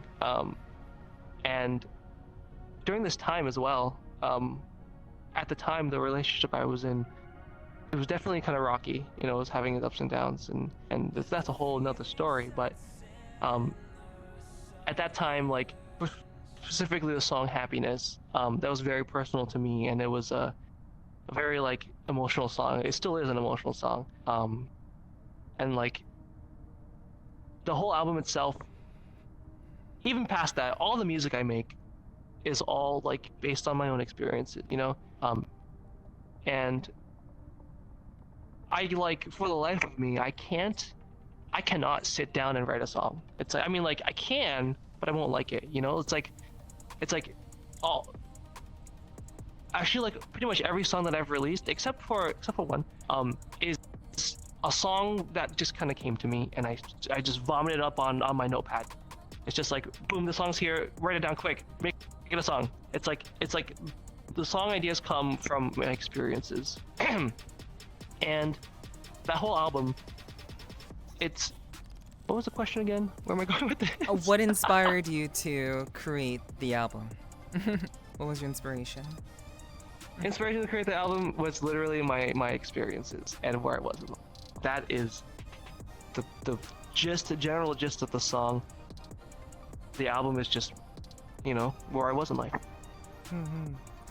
And with that in mind, like I got this sense that a lot of this, many of the songs again were related to some sort of connection with an individual, and with maybe a romantic or something to that effect. That I got that sense, and I would say, like, I'll give you my first impressions of like the first thing I thought of when I heard the first song was, why is the album starting off like "Finally" is the first song?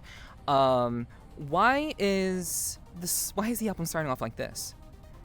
This sounds like a song that would be at the end of an album, personally, and because it's a very emotional, very very intense song. Not so much in the lyrics, but in the sound, in the how the instruments that are used are very very very intense, like something that's very hard hitting and powerful at the very that it would be like, it sounds like a finale of sorts, and it seems like the beginning of the album is like the ending of a relationship, kind of thing, like I'm finally free. So like I was wondering, like I my first thought when I heard that was, why would he start the album this way? But then I listened to the whole thing, and the funny thing is, you do a Pink Floyd thing, where you basically like have the ending flow into the beginning. Yeah. So I really I've heard that before, like I said. So it's very very interesting that like Happiness flows into like, it's like, oh, this was meant to be something that was real and meaningful to me, and then you're like, well, I guess it wasn't what I thought it was, and like the album starts off like, I'm done, like it's like I can live my life now, kind of thing. Which is, I think that was a very interesting creative choice. What led you to make that choice in the album? Okay, so funny thing is, with that very first song being "Finally," I actually wrote that one, and my brother produced it. I was still in a relationship, and the original idea behind it was like, it was actually supposed to be, finally, I'm able to make this album. Like, finally, like, I'm free to do whatever I want. Like, finally, like, okay. chase your dream type thing, That was the original. I mean, that is still how I did portray it. But then, like, I feel like now I am single, and a lot has gone on in my life. And what's so like, kind of like crazy is like, I completely understand it feeling that way. Like, having it finally, I'm free, like, end of relationship. but so like that song is like very like grandiose and like in your face, and it's like Yes. finally I'm free type thing. And then as the album progresses, as you noticed, it gets more existential and worse with doubts and stuff. Yes. So it's like, yeah, this person just got out of the relationship, and then you start thinking back on it, and it's like maybe I, and then it's like it ends on happiness with the woman saying like, I hope she's happy with it, and then it loops back to like, now what, fucking finally I'm free, and then it's like a cycle, you know. So it's like that actually wasn't the original intent of that first song, but it just kind of, my life progressed into that way, and I was like, whoa, we accidentally cooked. So it was like, damn. Okay. So yeah, that's very, very interesting. Like Zanny Part 2 was like, I would say the most most existential one for sure. Exactly. Yeah. That's exactly it. Yeah. Did you do that, and did you do that ending part in one shot? Like, did you like, or did you have to do that multiple times? Was that like a one shot deal for you? Because that's a lot. So yeah, that that ending part, we did record it once. Originally, like, so how the production went for the entire album, my brother and I met up at the start of the year, and then we finished it, like, we met up a second time at the end of the year. And so I had recorded one take of it at the start of the year, and it was pretty fire. It had that big yell at the end. And we were like, okay, this is good. We can full send it. One take done. But then at the end of the year, I was like, nah, I want to do it again and do it more intense. And so we did, because like over the whole year, my voice has grown, I felt. So we did it again, one take, and then like, I guess technically it's the second take because we had the first one at the beginning of the year. But the second take is, you know, we did that once, and then that's it. So yeah, that ending, even when I go back and listen to my album, it's just like that yell, that's like, it's just like full send, full emotion. Yeah. And like when the yell starts to like go down and dissipate, that's when I don't know if I'm full of myself, but like I give myself goosebumps from the emotion from that line. So it's like nice. But just as you said, Zanny Part 2 was like the dip of like the emotional like state of the album. And then it goes back up to the next song. So after like for that kind of how you kind of like organize the album in that way, I'm assuming that the choices that you made were deliberate. Like, it was those are very deliberate choices. Okay, yeah. So what else do I want to ask with regards to that? Like, I guess how do you, like, does, like, now that you are not in a relationship anymore, and you kind of touched on this a little bit before, but I guess, what do you hope people get out of that album? What do you hope people like feel when they listen to your music? To be honest, I never, it might sound weird, but I never really like thought about like what someone would feel from it. I was more getting like, in terms of like what do I want out of the album, I was more just excited to learn about how people felt about it instead of trying to decide what they would feel from it, just getting the reaction of how they felt after listening to it. Because you know, all my songs are self-experiences, so I'm kind of just like sharing what I went through. And then I suppose it's up to the person listening to I guess comprehend it in a certain way and see how they would feel about my experience. And a lot of the times with a lot of people's musics, you know, a lot of it is relatable because we are all very similar as human beings, you know, emotional and all that fun stuff. The human psyche, you know. Yes. And I honestly didn't really think about, like, I didn't really think a whole lot about how I wanted people to feel about the album. If that makes sense. Yeah, it makes sense. Like, I like asking that question because the funny thing is, every time I ask people that question, people like the artists that I've talked to in the past and have interviewed in the past, they typically say that very similar thing. It's like, I was just putting this out there. I was creating this thing, and maybe whatever people get out of it is what they get out of it. But this is me putting myself out there and pouring myself out, so that perhaps maybe people resonate with it, maybe they don't. But I'd like to hear about like what people think about it, in general. But this is just for me, and hopefully people like it, kind of thing.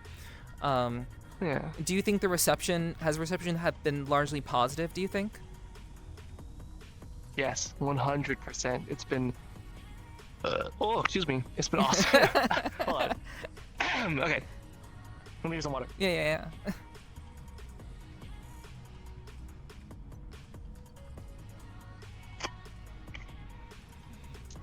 No, it's been awesome. Actually, so my brother is just a huge part of my music career. He's awesome. Love you, Joe. And he's the main producer for the album. And him and I, we're planning on doing like a ask the artist type like Q&A session. And I was gonna tie this into the question. What was the question again? The question is, has the reception for the album been largely positive? Okay, yeah. So Joe and I, in my community Discord, we actually made a forum for people to post their reviews about the album, and it's really cool to like get constructive criticism on an art piece that you create, and it's all just been great. People have been like itching for more Naku music and stuff, and my brother helps bring my ideas to life. Because like I mainly, I'm instrumentalist, vocal, singer, composition, writing, stuff like that. And my brother just works his magic with that. Hold on, I opened my menu on accident. It won't close. Mm-hmm. There we go. And my brother brings my compositional ideas and songwriting to life.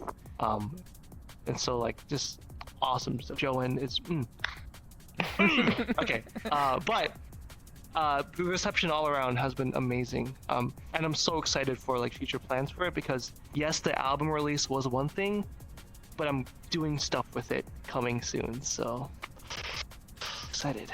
Nice. Hell yeah. I look forward to whatever more you have in store for that, for sure. And I guess I'll ask about Zanny Part 2. Why is it Zanny Part 2? So it's a continuation of Zanny, one of my other original songs from the extended playlist. You'll Be Here. Did you listen to that or no? Or was it purely just I thought I had everything I wanted? It was purely the album, yeah. Okay, gotcha. So it's like it's like I have a couple of callbacks, in that album to my older music. So like diehard Naku fans would like get a kick out of it. Okay. So obviously Zanny Part 2 is a part 2 of the Zanny song, and also Food is an extended remastered version of one of my older songs called Food. And so Zanny Part 2, I kind of have to describe the first song. Zanny itself was a song about anxiety. And it was like there was a repeating line that says, I don't need a Zanny type thing. And it's talking about myself, and it's like going through the ups and downs of like fighting with anxiety and like deciding like am I okay with this? Will I be fine? Type thing. And at the end of that song, at the end of Zanny, the first one, it ends up with like, cause like the chorus, it's like I'm fine. But at the end, he realizes like I'm not fine. Maybe I need help, and type thing. And so Zanny Part 2 is revisiting that idea, but losing that fight, and being like it's like thoughts and decisions, like, oh shit, like what am I doing? And so the repeating line, instead of I don't need a Zanny, now it's like I'm at a point where I have a community, and it's like people care about what I do, and it says now we don't need a Zanny is what the line says now. We don't need a Zanny, stuff like that. And then towards the end of that song, because it's like the chorus says like look around, we're all the same type thing, and then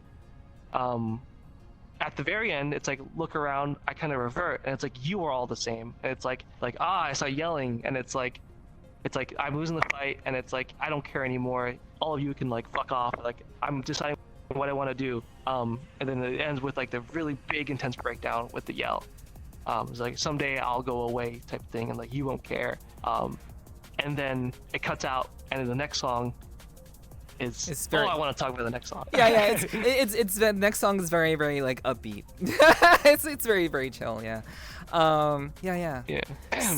Okay, so I guess I do want to ask, what was your like I mentioned when we first started talking about this, I mentioned a number of elements, a lot of themes that I kind of thought that I got out of the album. And again, I'm not sure how accurate I was, in those assumptions, but I will just ask you directly, what elements, what emotions were you focusing on for your debut album? Like what were you directly I guess trying to pin down when you're creating these songs, and what were you trying to convey for yourself in those songs? I think one word, I guess, doubt, just uncertainty. Being not sure about things in life is like a natural part of it. And like with the title, I thought I had everything I wanted type thing. Mm-hmm. And a lot of the songs really like tackle like contradicting ideas. Like for example, like do they really like my face? Mm-hmm. It's like the song, it's like very upbeat, very, very fast, but then it's about like, do these people who listen to me actually like me as a person? Yeah. Kind of tying back to what we're talking about, like separating the artist from their art. So it's like the line in there, it's like, but behind the scenes I'm not that great and stuff like that, and like it's like I'm not their taste behind the scenes. And then at the end of that song though, it kind of progresses, because like I realize like they really do saying good things. Yeah. And it's like behind the scenes they said I'm great. So a lot of the songs in that album generally tackle the concept of doubt and like not really being certain about certain things in your life, I guess. Okay. Yeah, I definitely got a strong sense of self-doubt, confusion, the sense of like not being sure of where you're going, but you're going there anyway, type of feel. Yeah. I think that's something that like all creative people go through.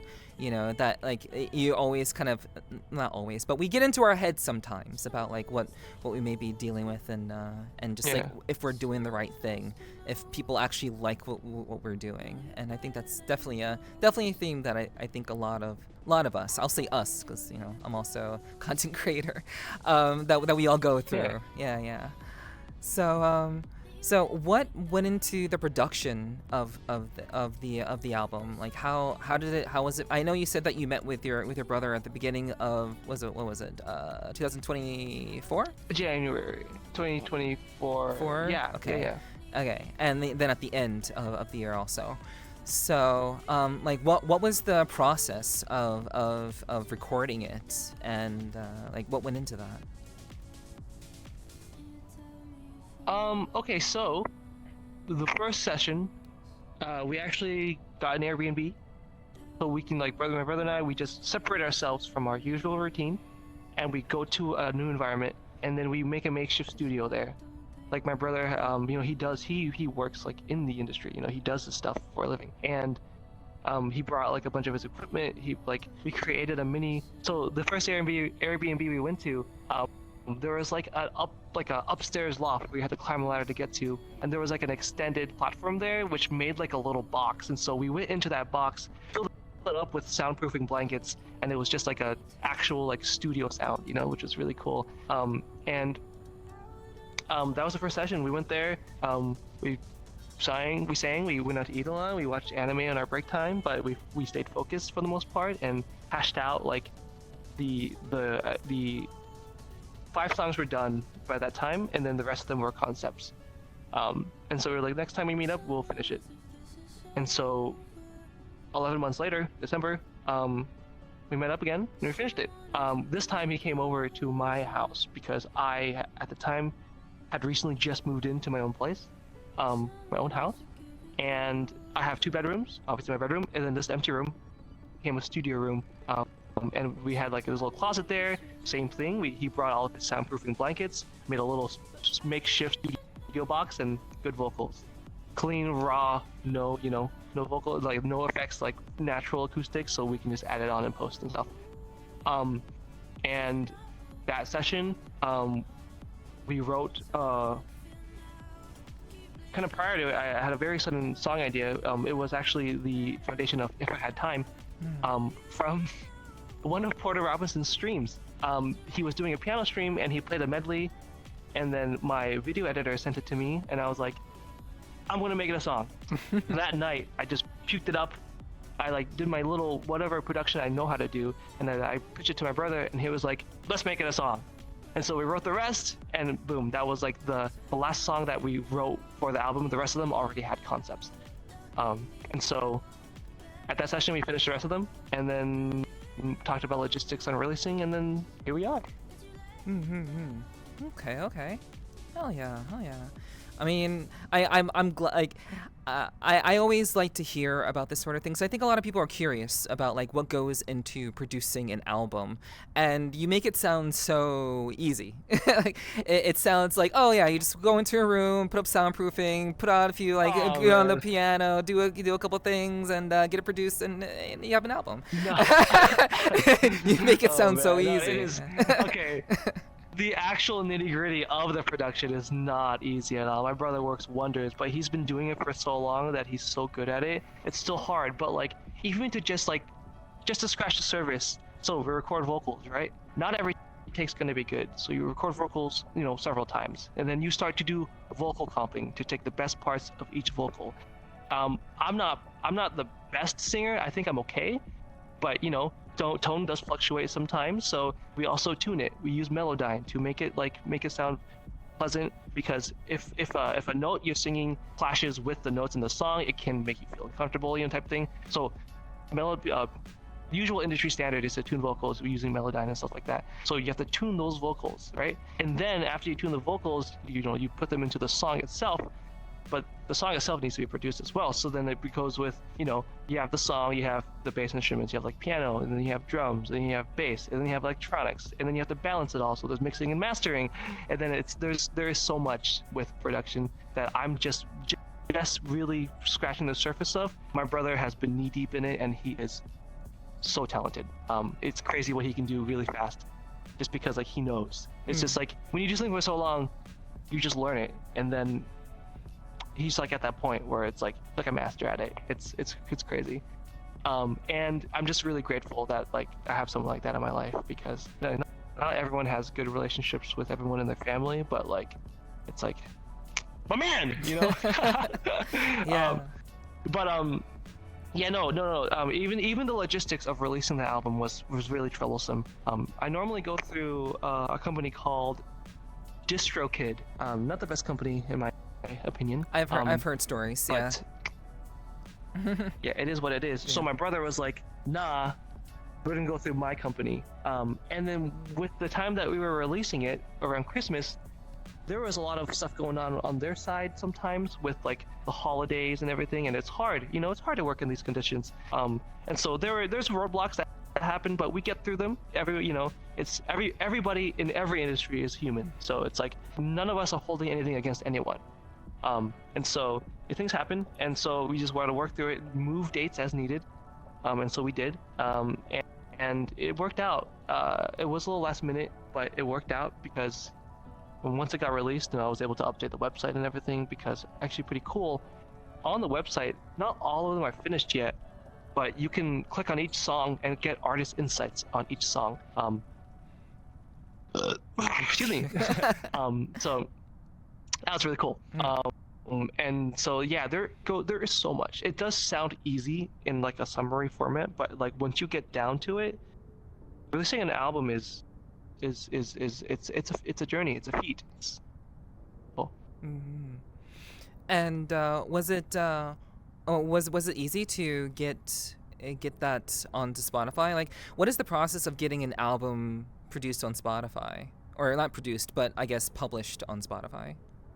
Distributed. Yeah. So it's actually nowadays it's not hard, but it depends on the distributor and where you want it to go. So say for example, if you are if you're just starting out, you don't really have much of anything. You can go to a company like Sounddrop, DBaby, or DistroKid. Even SoundCloud has their own distribution label like type service, which menu. There we go. And you just pay a fee, and then they'll distribute it to major platforms, just straight up. Of course, there are requirements, like when you upload an album art, it needs to be a certain quality. You can't use copyrighted materials for original releases. Uploading covers is a whole another ballpark. You gotta get a mechanical license for covers depending on the original creator. But we're gonna stick to originals. So releasing originals, you send it to your distributor or your publisher, and they distribute it to platforms. Specifically for DistroKid, you can choose to pay to send it to more platforms or stuff like that. And I don't know, DistroKid feels very there's a lot of like weird monetary practices that they do, so it's like I don't like it, but it is what I started out with. It just so happened to be the company I went with. But it's not hard base level getting songs on major platforms. What becomes hard is getting songs on those major platforms that actually perform, because certain distributors can push it to certain playlists, type thing, because it just depends on the connection of the publisher with that company on specific companies. So it's like there are a lot of marketing implications when it comes to the actual pushing of content on music platforms, and it's intense, and it doesn't pay much, at least on Spotify. I'll say here, fuck Spotify. They barely pay artists. It's crazy how little they pay artists. And they can do it because it's one of the most popular music platforms. And it's like something we just have to deal with. I don't use Spotify. The thing that made me hate Spotify was their fucking. So they have a connection with Discord, where like if it's really cool. You can listen to what your friends are listening to and listen along.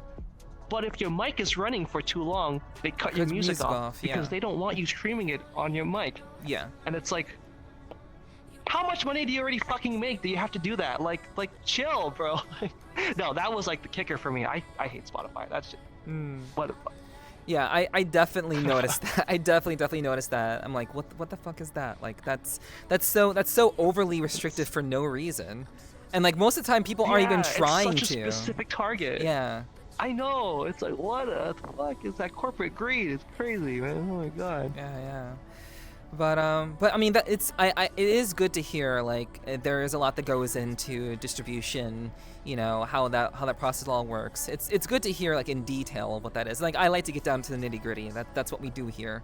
So getting the details is very important to me. So like on the surface it looks easy, but it's actually pretty complicated depending on what you're doing. Like who else, do you have any other options of like who you'd want to distribute with, or maybe you want to self-distribute, perhaps, you have a good following, maybe that's an option for you? Thinking about that?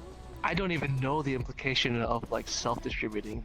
I don't even know how to start there, because you'd have to get in contact with each like platform, and then I've never even thought about that, to be honest. But I don't know. I think the company that my brother uses is Sounddrop or something. I'd have to ask, but I'll probably switch to them if possible. But it's really hard to switch because it's like I want to keep my analytical data that I got from my music, which you can by transferring the specific IRC codes from each song, but I'm pretty sure DistroKid makes that hard, so I never really delved into it. Okay. Gotcha. Well, I thought I'd ask, see if you had any other considerations, any other thoughts about that for sure. But yeah. I'm glad that I could talk to you about your album. Your album is really, really great. It's a really, really fantastic album. I enjoyed it. Lots of relatable elements, and I think for a debut album, it kicked ass. It's good. Thank you. Can I ask you a question? Sure, of course.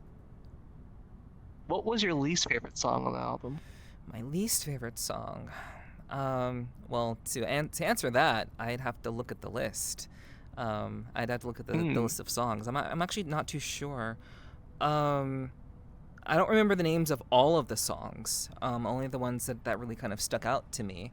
I can look really quickly, actually. I guess. My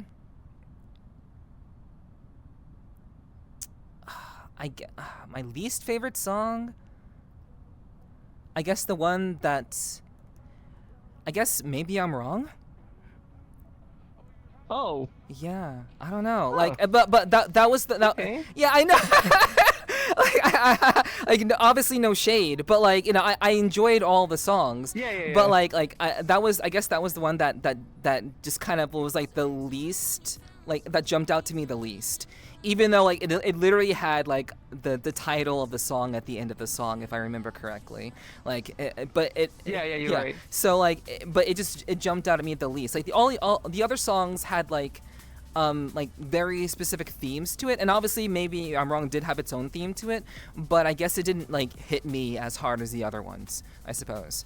But okay, that's fair. But yeah, that was my least favorite song if we had to like put a number on it. If you had to choose. Yeah. Yeah. Gotcha. Yeah. Unpopular opinion, but we got Really? Okay. Gotcha. Yeah. All right. Well, let's see. I want to jump into your DJing stuff now, like your DJ work. Ooh, okay. Yeah. So, we kind of already touched on a number of like your experiences. Like you got your first start at that's the Sly event 2021. So that's where you first kind of began with DJing and such. So like how did you develop your style in terms of DJing? Like how did you kind of come to your own kind of presentation, or do you even have a style, or do you just kind of fly by the seat of your pants whenever you DJ? Like what's your format when you get into it? Porter Robinson. That's how it all started. Of course. Yeah. I just that's just straight up how my style started. My first set was literally a full set of Porter Robinson edits and live covers mixes, and that was that was fun. But as the year slowly went on, I kind of started what would happen is that I would listen to somebody's remix of a Porter Robinson song. I like it so much, I dive into their other works, and then from there, my music, style, genre of choice kind of grew. I spun a lot of Former Hero because they made a remix of Wind Tempos, which I really loved. And then I spun a lot of Kagi because they did a lot of Madion remixes. I don't know if they did a lot, but they did one that I really liked. And then other artists just kind of went from there because those artists that I liked from that remix would share other artists in their likes in SoundCloud. And so then it just kind of evolved from there. But it all kind of eventually just kind of developed. And then I really found the genre I love from, again, Porter. I went to his IRL festival, Second Sky, and then he was debuting a little side project opening for the festival called Air to Earth, and what that was sample-based progressive house, and I ate that shit up. That was so cool. I loved Air to Earth, and that got me to dive into house. And then I was like, oh, house is really cool. It's very it's not too intense. It's not too chill. Mm-hmm. It's a good medium, I feel. Yes. And it can be intense and it can be chill, but it's a good medium. And so I was getting into the house, and my first set that wasn't my usual Naku stuff was at the opening for Schism, where I did a progressive house set there, and people liked it, and I was like, I like it. So then I started diving into artists who make house and stuff, and it eventually led to me looking at different subgenres of house and stuff that can kind of go there. We have bass house, we have like tech house, we have stuff like that in that general BPM. And then I started getting into more specifics of the specifics. So then I went from bass house to listening to bassline, and then I went from tech house to listening to UK garage type thing. And so then UKG is where that is a genre I fell in love with.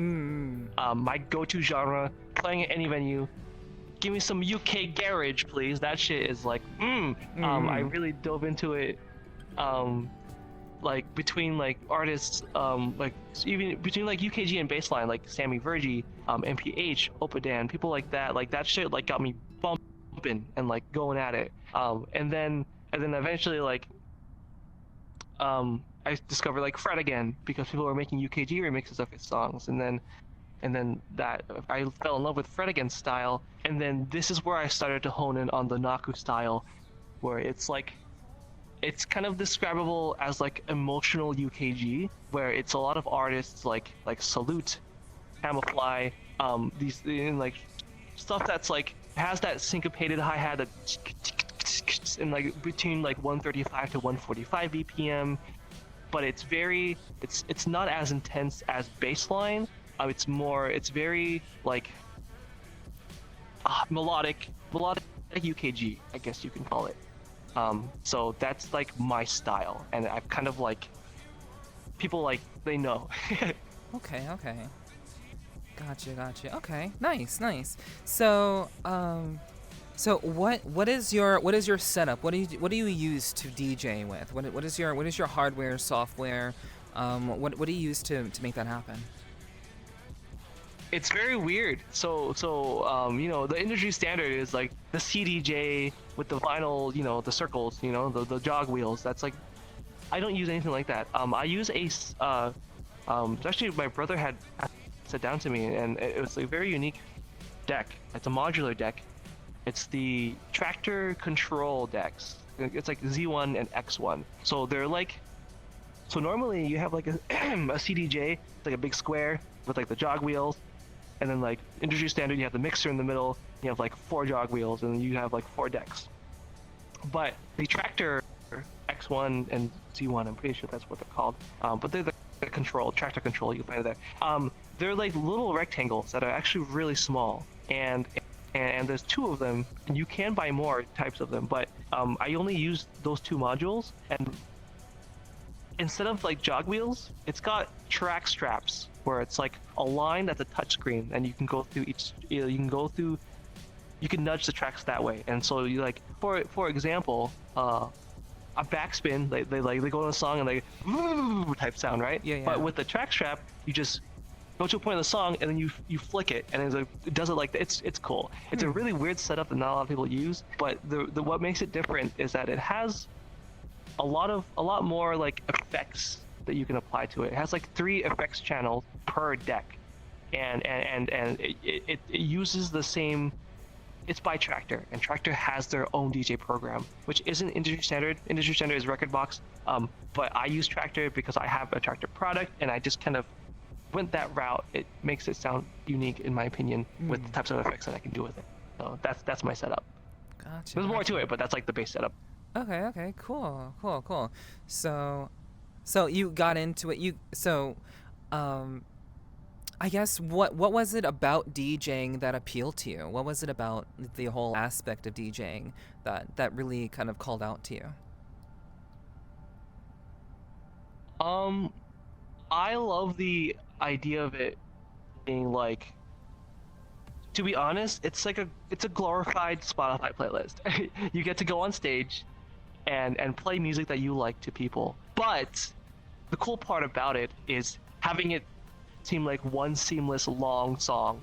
Each song flows into each one like seamlessly, and then you like start doing live mashups. Like you take the vocals out of one song, layer it on top of this drop of this song, and then cut to a drop of a different song. Just being able to curate your own listening experience with songs that you like to people who are like-minded is sick. Like, I love that idea of DJing. And even in my opinion, the actual like act of DJing, like transitioning between songs and stuff, it's not hard. The hard part of it is finding those specific tracks that work well together. That's where the art of it comes, where it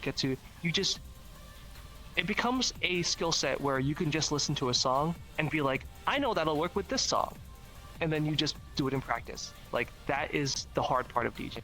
Knowing like the theory behind like, DJing in key or DJing with like different BPMs, how to bump up to it in a natural way, or even like DJing in a way of like, let's say you loop a house track at like 100 beats per minute, and then you loop it in a way which transitions to D&B something like that. It's like knowing that track can become that track, like knowing what tracks to get for a set. That's the art of being, in my opinion. Mm-hmm. So you said it's like I know in a lot of ways it is kind of a glorified, Spotify playlist for sure. So like how did you go about kind of figuring out how to, the idea of like layering songs on another song? Like how did you figure out, like, for yourself, like how did you kind of gain that sense? Because you said earlier that you don't really you kind of stick in one lane. You listen to a certain kind of music, then you kind of roll with that kind of music for a while, and then maybe you hear something else that's interesting, and then you move on to that. How did you get to the point where you can now figure out, like, oh, this song goes with this song? Like, how did you establish that skill set, and how did you kind of get to a point where you felt comfortable enough to go on stage and do DJ sets up to, like, where you are now? A lot of it was dead fast, just brute force. I was just like, do it, just listen to the song. And the actual DJ programs do help a lot because it analyzes the key, and then you can like organize it by key, and then like if you just get like a big group of songs, you throw them all in a crate, and then it'll organize them by key, then you can kind of figure it out, type thing. But the majority of how I learned to do it was by listening to other DJs, which is really easy to do in VRChat, because you could just join a venue and listen, and most DJs here upload their sets online as well. And so learning from others is a big part of it. Just like understanding like how it all works, I guess, by listening to someone else do it was a big help. Also, just kind of having a musical background, knowing like, rhythm and time signatures and key signatures like that was a big help too. So there were a lot of aspects that really helped me learn the, DJing and stuff. But I will say, if I had to choose one thing that influenced me greatly, was listening to other DJs. That's definitely like I know I credited Porter Robinson for getting me into UKG and bassline, but what pushed me along the way was listening to DJs like Mexi, who like spun a lot of UKG, or like Sly, who their style did dive a little bit into that and stuff. Just like listening to these different DJs helped me hone like what I want to do, and also help me learn how to do it, just because I was jamming out on the sets and I'm like, I want to do that. So then, boom. Okay.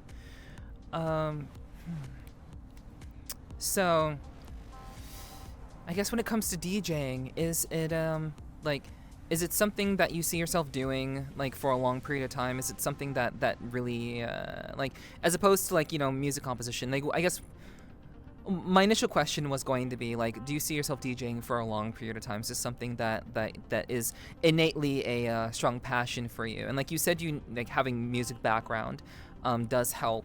Like, did you did you have music background? I mean, aside from, I guess playing piano. Actually, I never asked you, like, how did you learn how to play piano? I never asked you that. But, yeah. So, Okay, can you tie that into, like, yeah. DJing and how musical background kind of helps with that? Yeah, so it all started when I had a pretty generic Asian upbringing, to be honest. We were all forced to take piano lessons. Oh, okay. We didn't want to. I'm so glad they forced us to, because it really just like gave us the push start to do music in general in life. And that's how it started. When I was 5, I started taking piano lessons. When I got into middle school, I was like, piano's lame, I'm gonna be a cool drummer. So then I got into drums. And then as I started graduating high school, I was like, piano is beautiful, I'm gonna do both. So then I picked piano back up, and yeah, no, that helped a lot. In terms of the actual DJing inspiration, I never really thought I would do it. I mean, I would come to my brother's gigs all the time and like watch him DJ at like these anime conventions and stuff, and like little pop-up events, which are really cool. I was just kind of thrown into it, to be honest. Like I'll be like a serious, like the Slyfest team took a big risk with me, because I had zero DJ experience before I DJ'd for Slyfest. But they, from what I understand, they booked me for my performance experience with like VRChat and other stuff like that in VRCon. And I was like, I'll try it. Sure. And so a big part of my set, which helped it stand out, a big focus of it was the acoustic side of it, because I included a piano vocal session, piano vocal portion of it, tied it in with DJing. And to be honest, that first DJ set, it's a first, obviously, in terms of technical aspects. A lot of work could have been done with it, but it was a good start, in my opinion, and it was really unique because of the tied-in vocal and piano aspect of it, which kind of helped solidify like my special, unique style, I guess. And I guess what got me into it was it was all Porter, because so someone who worked like straight up like the owner of VRCDN, Jazzy Senpai, is also a really big Porter fan. And so they're a big reason why like I was introduced to like the idea of DJing, and be like, I saw it in Shelter, but like I learned the technical aspect of it from Jazzy Senpai, from the owner of VRCDN, because they showed me like how it all works. And I was like, whoa, that's really cool. And then, one thing led to another. I was like friends with someone named like me a long time ago, and then she was like, hey, I can like, maybe we can like get you to play for an event, give us something special type thing. And I was like, I'll give it a shot. So then I just did it. Okay. So you would say that DJing found you? Yeah, pretty much. I was like thrown into it from that booking. I think pretty much it just kind of happened, and then I fell in love with it, and then I tied it in with what I usually do, and now I have this. Well, I mean, as long as you're having fun with it, I mean, that's what matters. As long as it's enjoyable and it's. Oh, I love it. Yeah. That's the main reason. Oh yeah. It's so much.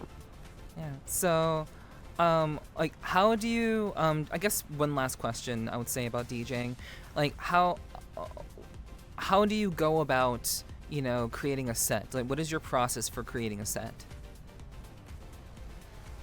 Okay. So it starts off like, okay, so I think a big part of any DJ set is how it starts, its introduction. Because once you start a set, now it's about transitioning to each song, so then you're in the flow. But starting it's kind of hard. I use SoundCloud like extensively, and that's like kind of that's where I dig for songs. That's where I create dig. And when I look for an intro of a song, I want something that's not DJ friendly. So for example, like most songs like start and end with a consistent 4/4 beat, so you can transition in and out. But I try to look for songs that don't have that, because it gives like an intro feeling. It's not like a fade. It's like this is the start of a set type thing. So I usually try to find, like, as I mentioned earlier, my set type is like UKG emotional type thing, but like I like to like throw in like recognizable bangers. So like for example, a remix by Camoufly, Everybody Wants to Rule the World, that classic song. Yeah.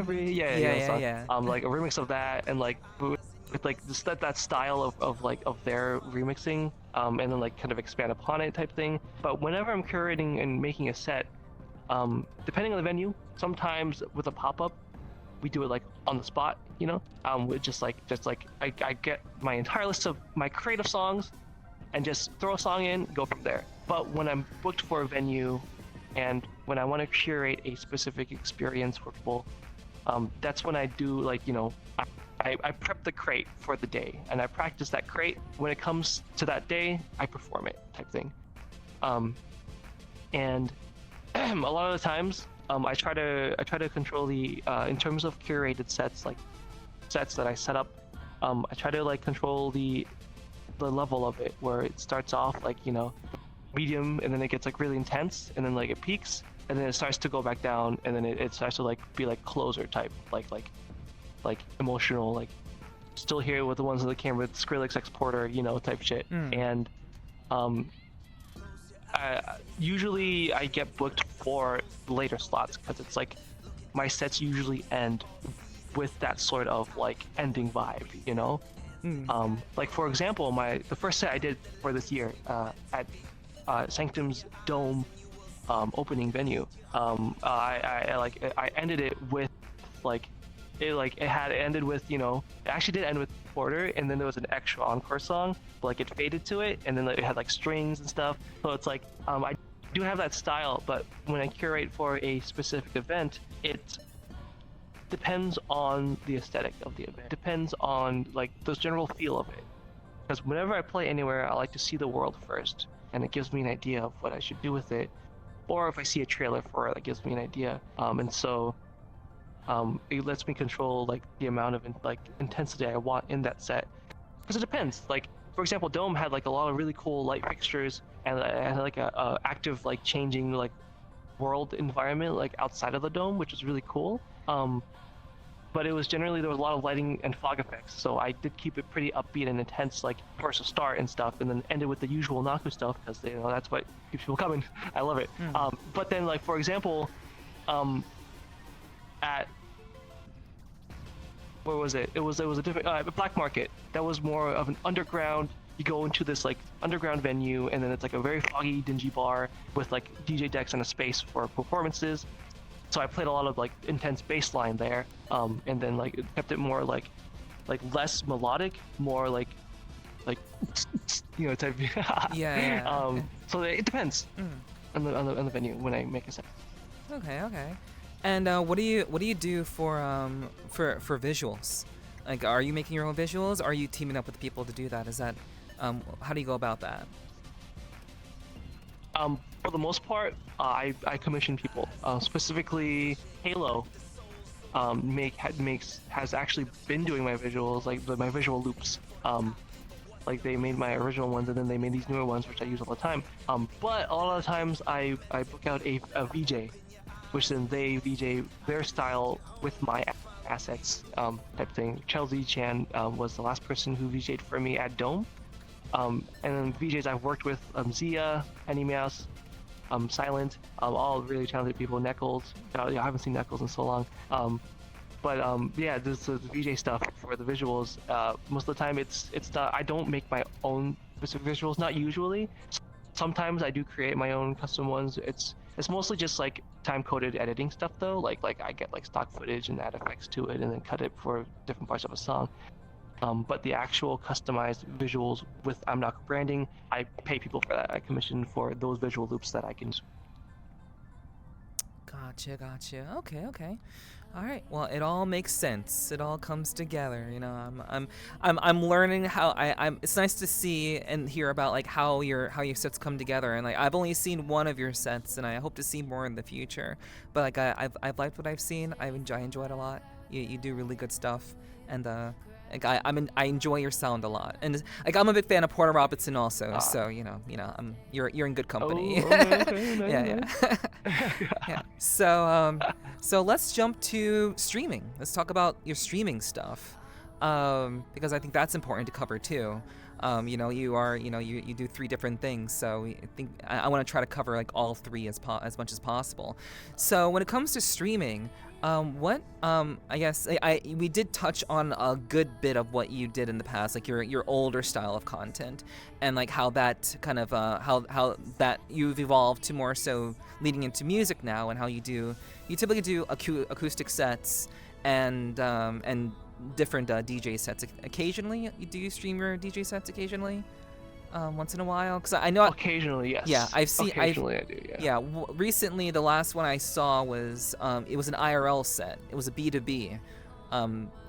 Yeah. Oh yeah, that was a special thing. Yeah. Okay, so that was so I got a chance to see that, but I've mainly just seen your acoustic stuff on what you do like kind of on a weekly basis kind of stuff. I guess I have an idea. We already know how you've kind of gone from what you're doing before to that now. So I guess, how did you, when you did not, when you were moving into doing more music related stuff on stream and transitioning from that older style of entertainment content, how did you kind of figure out how you wanted to format that and how you wanted to present that to people in VRChat? How did you kind of figure that out over time? Um, so I remember starting out, like when I started to do the music stuff. I was really big on like stream overlays. Back then, I feel like I tried keeping things too complicated. Like I had like a moving background with the VRChat footage in its own window, with chat and fan art fading in the bottom, and then alerts coming through over here with my VTuber model over here. There was a lot going on, and I didn't like that. But that's how I started, because I just was like, I felt like I had to make it look like it had big production value to like keep viewer attention or something. Over time, it got less and less. I became more and more of a fan of minimalism and keeping things very like, not brutalist, but minimalist, yeah. And eventually it became like, people are there for the music and there should be footage with it. So straight up, my stream overlay is footage and alerts, pretty much. Like when someone requests a song, and like when someone subs or follows, it's really quick though. It's like has followed, 1 second later goes away type thing. I love the minimalist design, and I slowly came to, my favorite colors nowadays are just like grayscale, like black and white. So I'm kind of wearing little accents, and so I wanted a big I guess aesthetic or theme of the stream itself to be the performance itself. So the camera angle is always focused on, me, and then very high. It's highlighting the face tracking, the piano tracking, finger tracking, and the piano keys actually pressing, because that's what people are there. That's what I want people to see, and now that's what people are there to see. The production value of the stream itself, like in terms of like having like a fancy overlay and stuff, I don't see that as necessary anymore, because we're here for the music. And I keep it clean with like white text and like black like theme, and like there's like little like between like when I'm on like an intermission page or something, there's like little like just like random videos of like text. Let's say like, hey, I'm Naku, I do this, and it fades to like a random thing like, did you know I work as a nurse, or face a random thing. And so just like the general like how I got to how my stream is designed now was just like kind of like honing in on what I want to focus on, which is the music performances itself, and then like as much as I can increase that production value. So it's got like stingers, it's got like end credits and stuff like that, but it's all focused on the footage and music. Got you. And how long did it take you to kind of how long did it take you to, I guess, kind of, I imagine there was a bit of a purge from the people who were watching you before to the people who are now watching you, who are there for the music, because people come for a specific type of content, especially when it's VRChat related. It's very, very a specific kind of audience gets attracted to certain kinds of content by nature. So how long did it take you to kind of, I guess purge yourself of the people who just didn't care about your music to kind of feeling comfortable with people who were consistently coming there to hear you and to watch you and listen? I think a big part of it, so there was a certain point in my life where like I had, I played at Sci-Fi, so I'm into the DJ bookings now. I was still streaming, doing music and some entertainment, not a whole lot. And then I was also working healthcare nursing. That was a lot between a full-time job with nursing, a full stream schedule, and then DJ bookings and events. And I was like, holy shit, I need to drop something. I'm doing too much. So then I dropped streaming for a while, and I focused on DJ bookings and healthcare work. And so with that stream cut off, I feel like that kind of like people just didn't stick around in terms of the entertainment side, but the people who liked my music started seeing, me kind of switch over and stuff. And I just took a long stream break, and one day I came back, and it was kind of like not from scratch, but it was starting from a low point, I guess. And then I just rebuilt it all, my music. And I think the entertainment, like every now and then they come back and like reminisce, like, oh shit, like I remember these days. And like, yeah. But it's just they come by every now and then. But I just kind of rebuilt the community based around my music after I knew, like, after that stream break and stuff. Okay.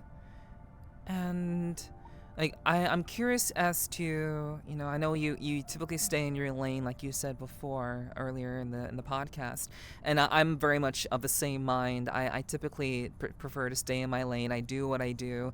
I don't like to cause any drama. I do a lot of things. I don't just do podcasts. I do a variety of things too. So I think it's important to stay focused. So as someone who stays in their lane, do you have any opinions or thoughts about VRChat content in general?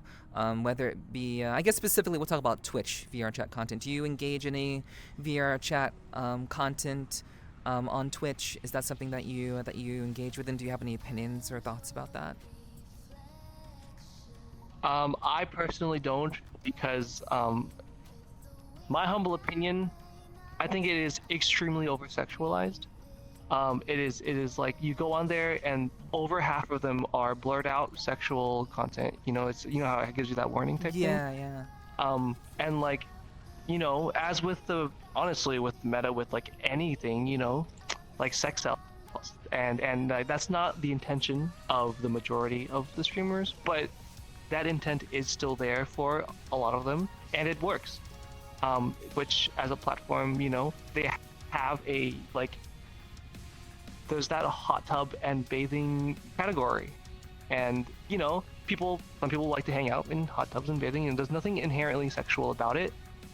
But then you see certain people who they're naked, but they have a black bar specifically over specific parts to kind of ease the TOS, and that stirred a lot of stuff going on. Personally, like you said, and like I said, I stay in my lane, and like I do what I want to do, and it works. Just my opinion on the VRChat Twitch category, like people are gonna do what they want to do. I don't see myself consuming a lot of that kind of content. I guess that's my opinion on it. Mm-hmm. Which I think is perfectly reasonable. Like I think that sort of thing is obviously, everyone has their own perspective on it, and like I wanted to know yours because obviously as a streamer, we're both in the VRChat category, so like it's good to hear what others think about that, because I like to get people's opinions and how they perceive that sort of thing. Is it more just kind of you staying in your own lane, or does like kind of seeing that kind of content maybe remind you of like how things were like how like things were back in the past, like how you created content back then? Is that kind of like staying away from that entirely, or is it just solely just because you want to stay in your lane?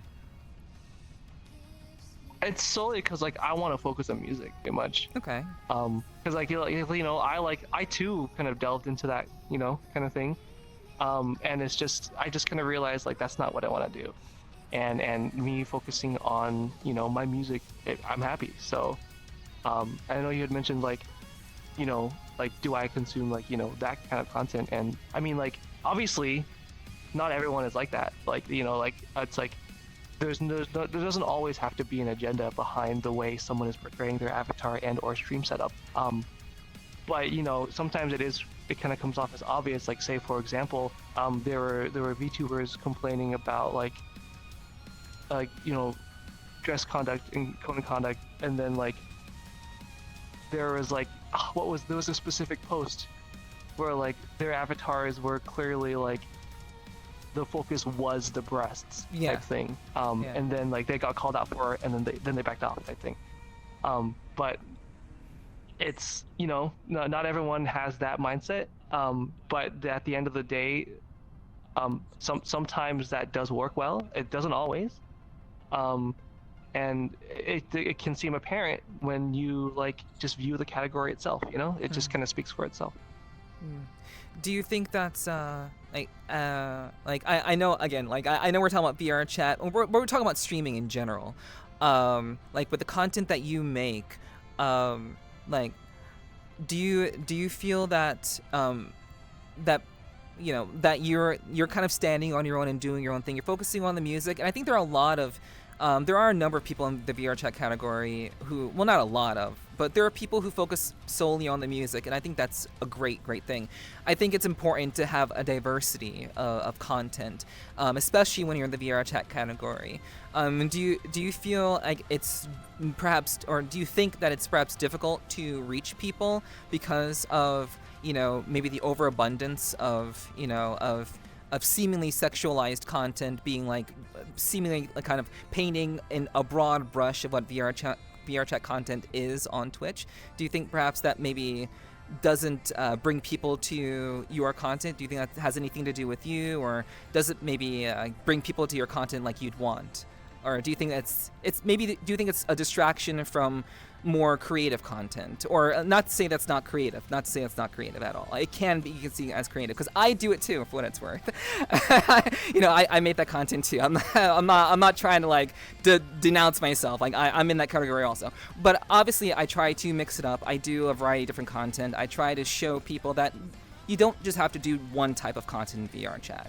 So, my question is, do you think that that the sexual content perhaps is a distraction from people who are perhaps not trying to present VRChat in that way, and they have this broad expectation that VRChat equals, sexual themes, blurred thumbnails.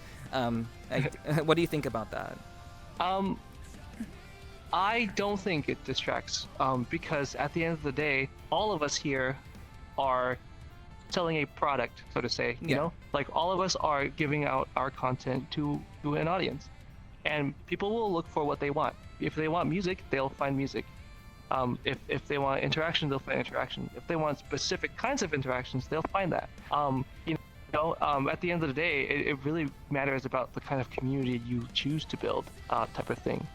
And just like you said, there are a lot of talented people out there, and just because the content is on the surface, seemingly sexual in like public facing, there could still be like a deep community behind it, and which is apparent with the majority of streamers.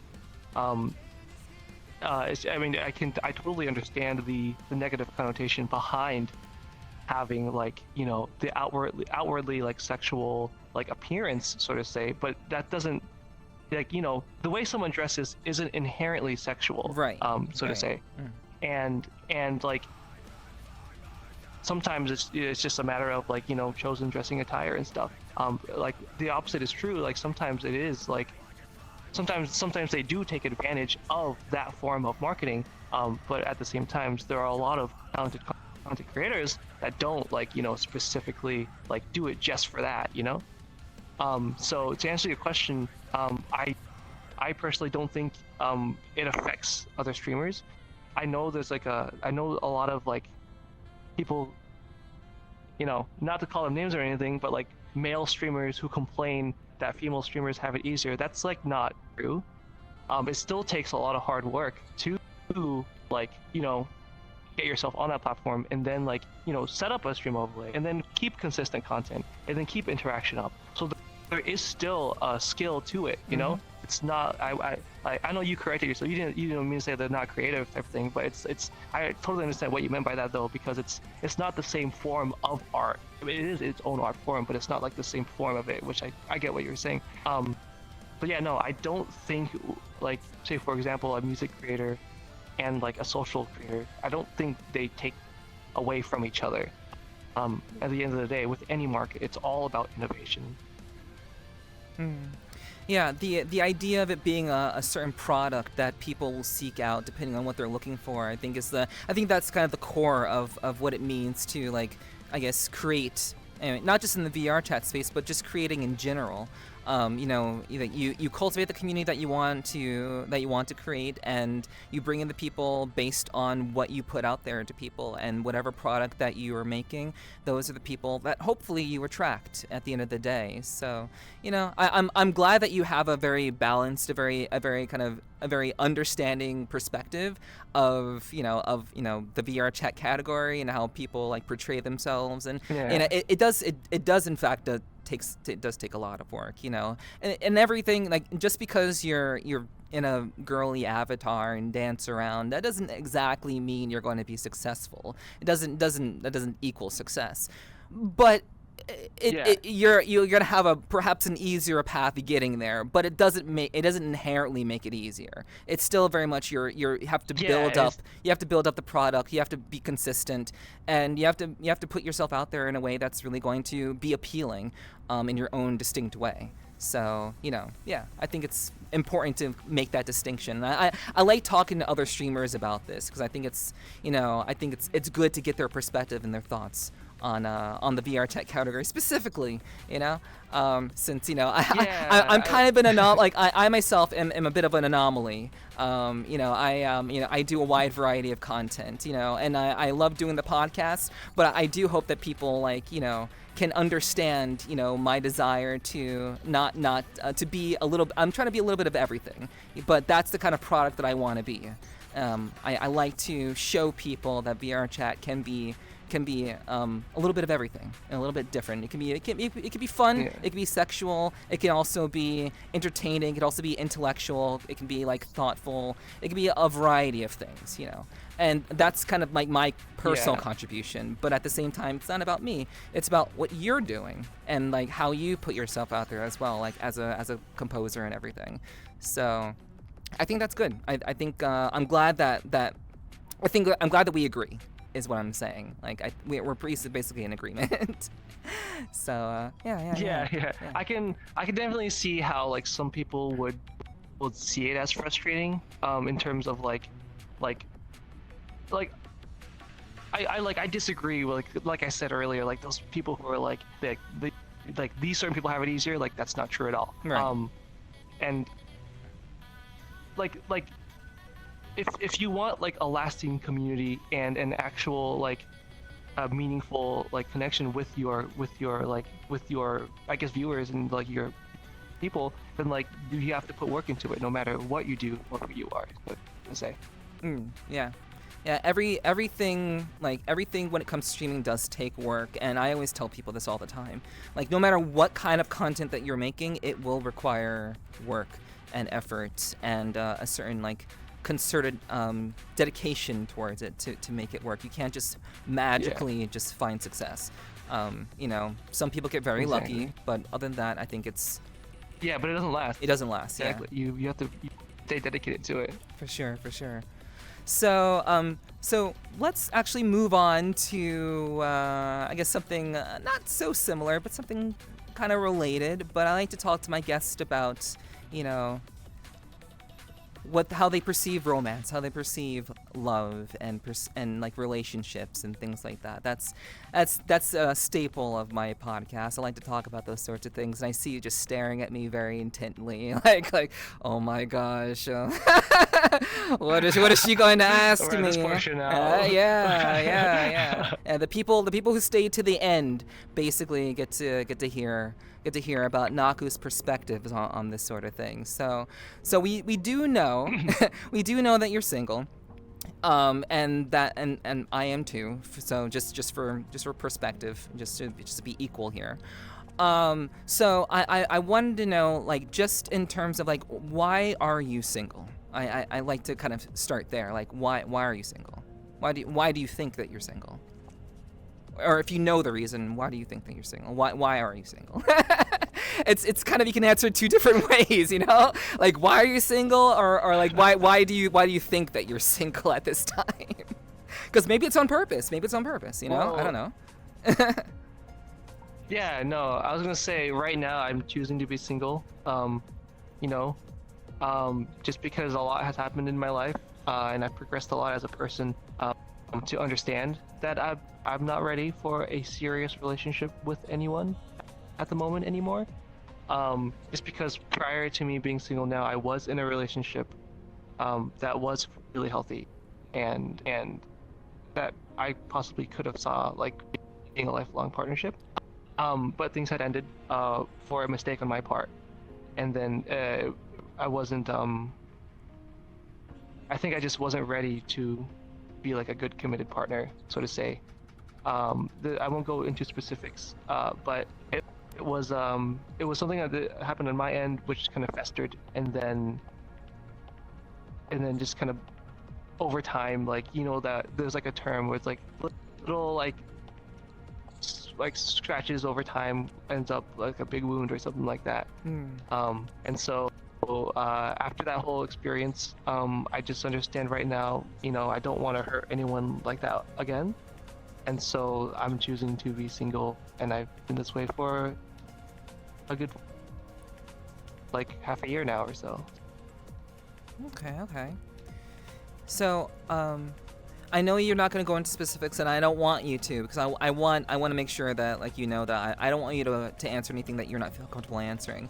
But if it's not too personal, can you kind of maybe share what lesson or lessons that perhaps you learned that helped you to become like a better version of yourself? Because I imagine that like you made this decision to just be on your own right now because there was something that happened and that something that you learned from that made you a better version. So I think that would be interesting to share with others who may need some guidance or insight, about maybe their own relationships, or maybe why, maybe it's something that they need to learn for themselves.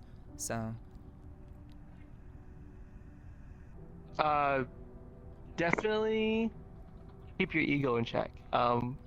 Definitely, I was at a point in my life where I was having a lot of growth, and then I felt like I was getting like what I wanted type thing. And so like, just kind of be humble.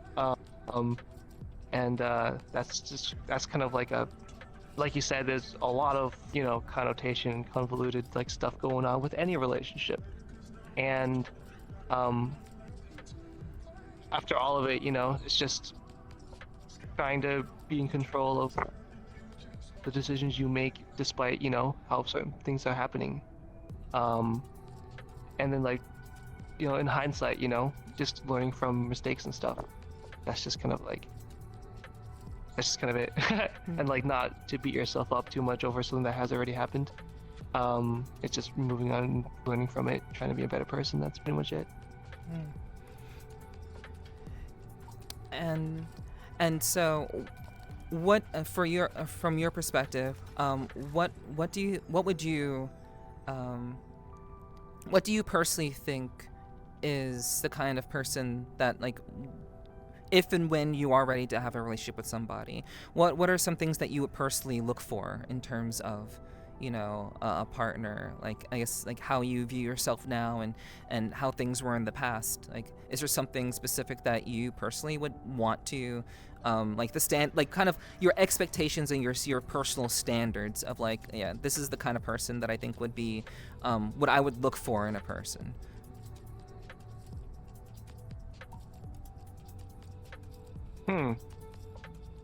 I mean, the first thought that came to my mind was like the word passionate, I guess. Like someone who is focused and is like truly working towards like, I don't know, a specific goal or passion in their life, I guess. I haven't really thought too much about it until you just asked that now.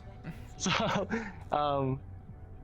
I guess that was like the first thing that came to my mind. Someone who's like focused and like, I guess knows like what they want and isn't really like thinking about a relationship, I guess. And I guess that sort of sees a relationship as an addition to their own life, so to say. Yes, that makes sense. Yeah. Maybe, I mean, I'm like thinking about it now that you asked that question, so I guess maybe that's whenever I am ready. Not that I will be anytime soon, I can say for sure, but I suppose that's like a good starting place, which is, obviously very, like, it can vary depending on any situation.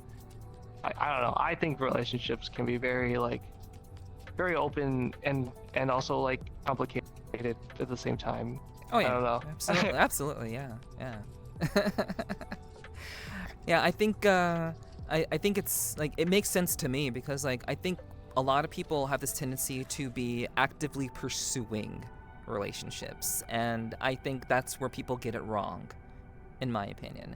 I think it's the best kind of relationships are the ones that you don't see coming, and the ones that you're you have goals, you have intentions, you know where you have an idea of where you're going, and then things just kind of happen, unexpectedly, and you kind of meet somebody who kind of matches that sort of thing.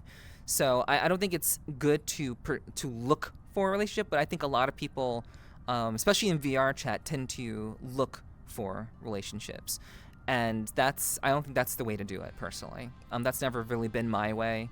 I'm far too busy for that sort of thing. So I agree. I think it's good to just kind of do what you do, stay focused, have goals, be passionate, be ambitious, and whatever happens. Because I think the best relationships are the ones that you don't expect, personally. Because if you are working towards something, then you don't really have time to really consider that sort of thing. And if you do end up in something, that it should be like an addition, like you said, addition to your life and such. What are some things about yourself that you perhaps do like about yourself, and some things that you think would be good to perhaps work on, to improve on yourself, just in general, so that that would kind of bring you to a point where you think you'd be ready for that sort of thing, if anything, really, like any personal goals to improve on yourself, like that. I guess what I really like about myself is when I'm kind of in line with what I'm looking for. Like when I'm in the zone and performing, I'm really passionate about it. I'm focused, and I guess outside of that, it's just I don't know. I see myself as a decently hard worker, especially with my healthcare job and stuff like that. I try not to slack, and then I try to help as much as I can, with my job. Mm-hmm. And then I guess also ties into the amount of effort I put into my creative endeavors too. I don't know. With Nurtured 3 Finale, for example, I didn't need to hone in on making a custom stage for every single DJ that requested one, but we did it. And biggest shout out to Velocity. They're a big part of the team. I just want to make sure you're loved, bro. No, Velocity helped me so much with that project. But just staying focused and working on passions that I love is I guess that's a pretty big thing I like about myself. Something I can work on.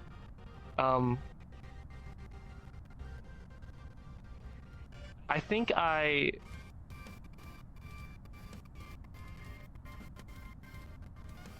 I need to do better focusing less to make room for friendships and relationships between people, I guess. I tend to keep working, and then I tend to not respond a lot sometimes, and then I just get busy, and then I forget, and then I go to start responding, and then I start working on something else, and then I just don't, so sometimes connections can definitely get lost just from me, I guess, being, I don't want to call it selfish, but I'm working on stuff that I do all the time pretty much. So I think a part of me that I could work on is actual meaningful friendships with people. Not that I don't have that right now, but I guess just being better at it, I suppose, is something I could just work on in life. Yeah. Relatable. Not gonna lie. It's very, very relatable. Yeah, I feel like I suffer from a very similar issue.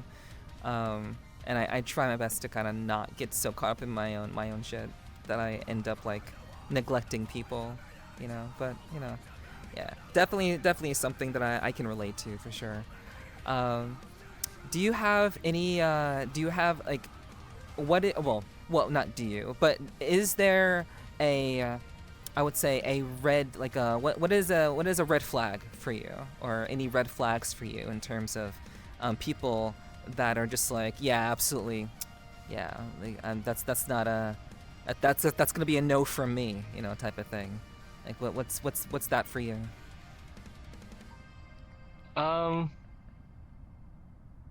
Being a hypocrite, I guess, saying one thing and seeing actions go against that, or actively engaging with negative aspects of things, I think that's like a red flag for me. Like I know some people like relish in like subtweeting and like keeping involved and updated with like personal quarrels between people,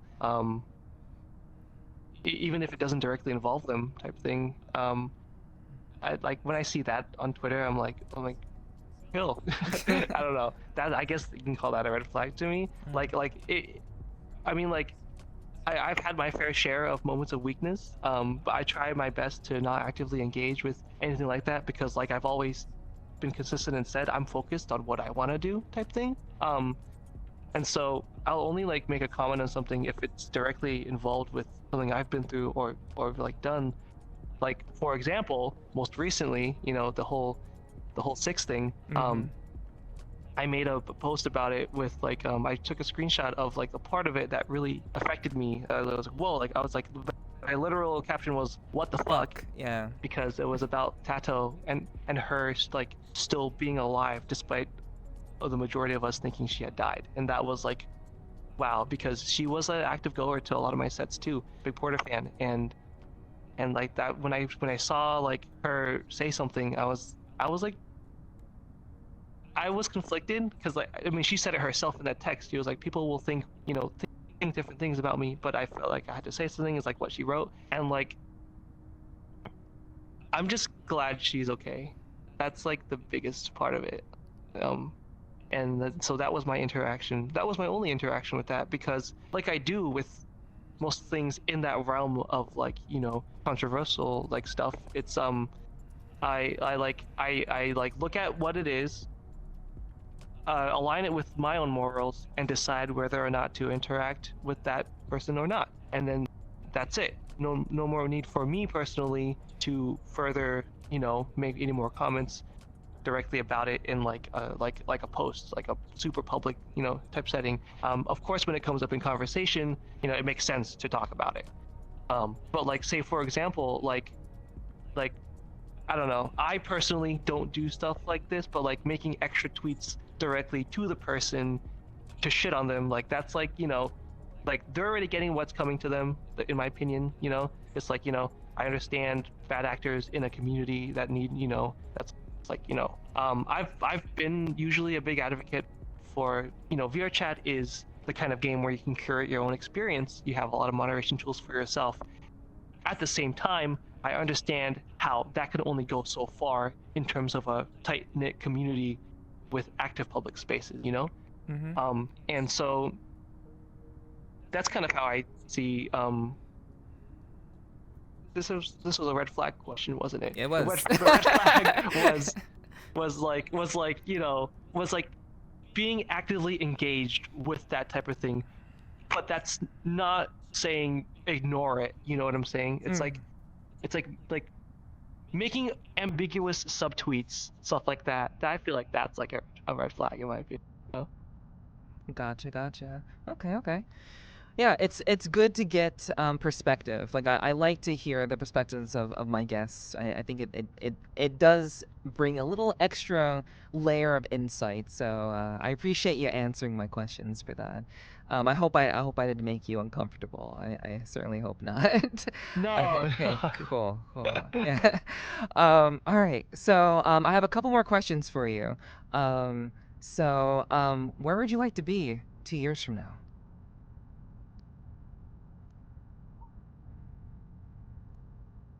Hmm. 2 years from now, I don't know. I'm happy. I'm literally just like it's like a steady path of growth right now. Between my community, between like my music, between like the events I'm going to and the events that are planned. But in 2 years, I mean like obviously as soon as possible. Like I love my healthcare job. It's very fulfilling and I know it's good work. Like I know what I do is good. And so um though my passion is music, and the end goal is for my music to outpay my nursing. So like in 2 years, if I'm doing this full time again, then like hell yeah. But if not, I'm not complaining, Mm-hmm. because I have a very I have I'm doing a lot. I'm doing a lot. Awesome.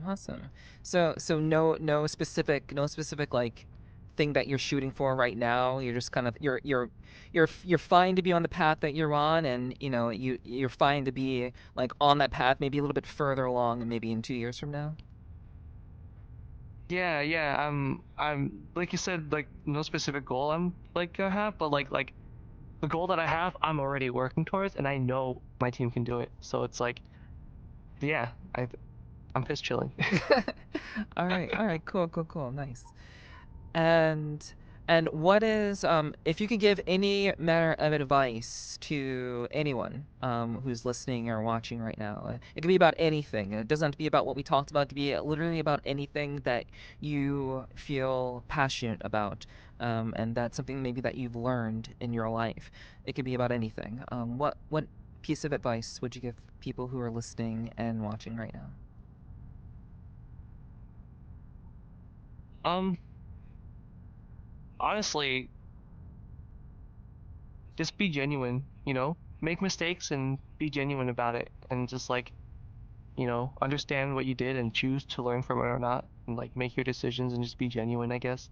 I've learned that especially with this past, I mentioned it a bit ago, but you know, just being remorseful and like understanding what happens in life is all part of your own progression, and then not dwelling too much on it, and understanding that things happen, and as long as you're genuine from there on, then that's what matters, and you tried your best.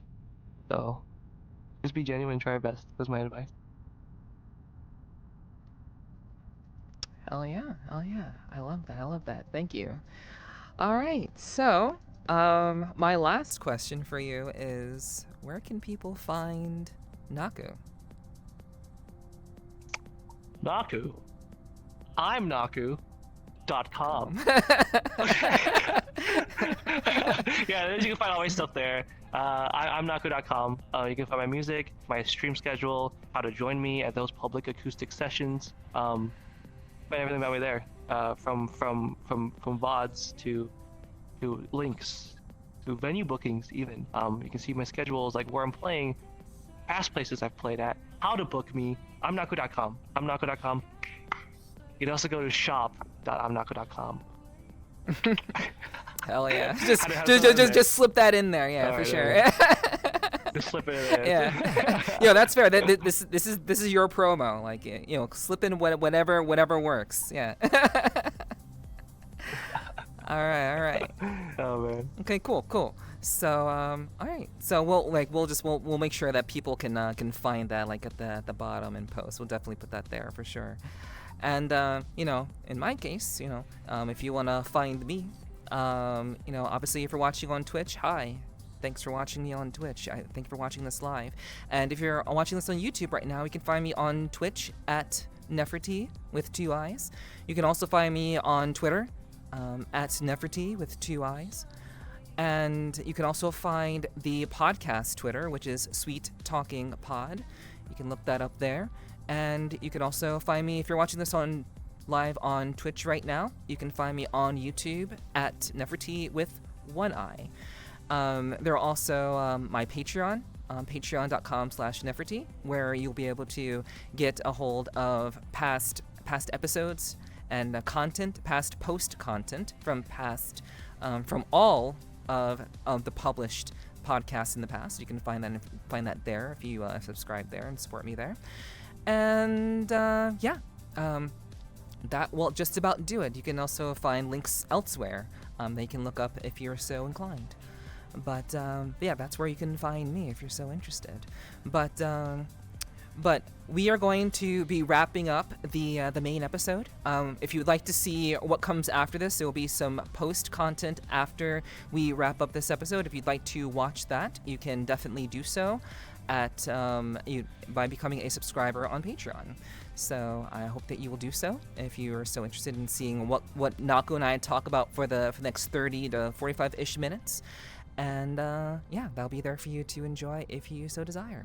But in the meantime, for those of you who are tuning in, thank you so much for tuning in to another episode of the Sweet Talking Podcast. This was episode 51, obviously with I'm _Naku. I really do appreciate you tuning in. I hope you guys got something out of tonight's episode. If you enjoyed the episode in some shape or form, please feel free to leave a comment.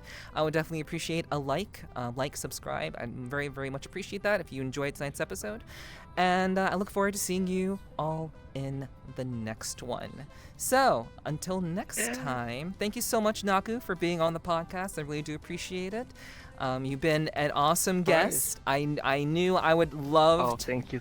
Yeah, I knew I would enjoy talking with you. I have been looking forward to this ever since you liked my Christmas tree photo on Twitter. But even in all seriousness, before that too. But that was a big surprise. That was honestly a really big surprise. So I'm glad you liked it. Yeah, one of my rare cute photos, I guess, you know.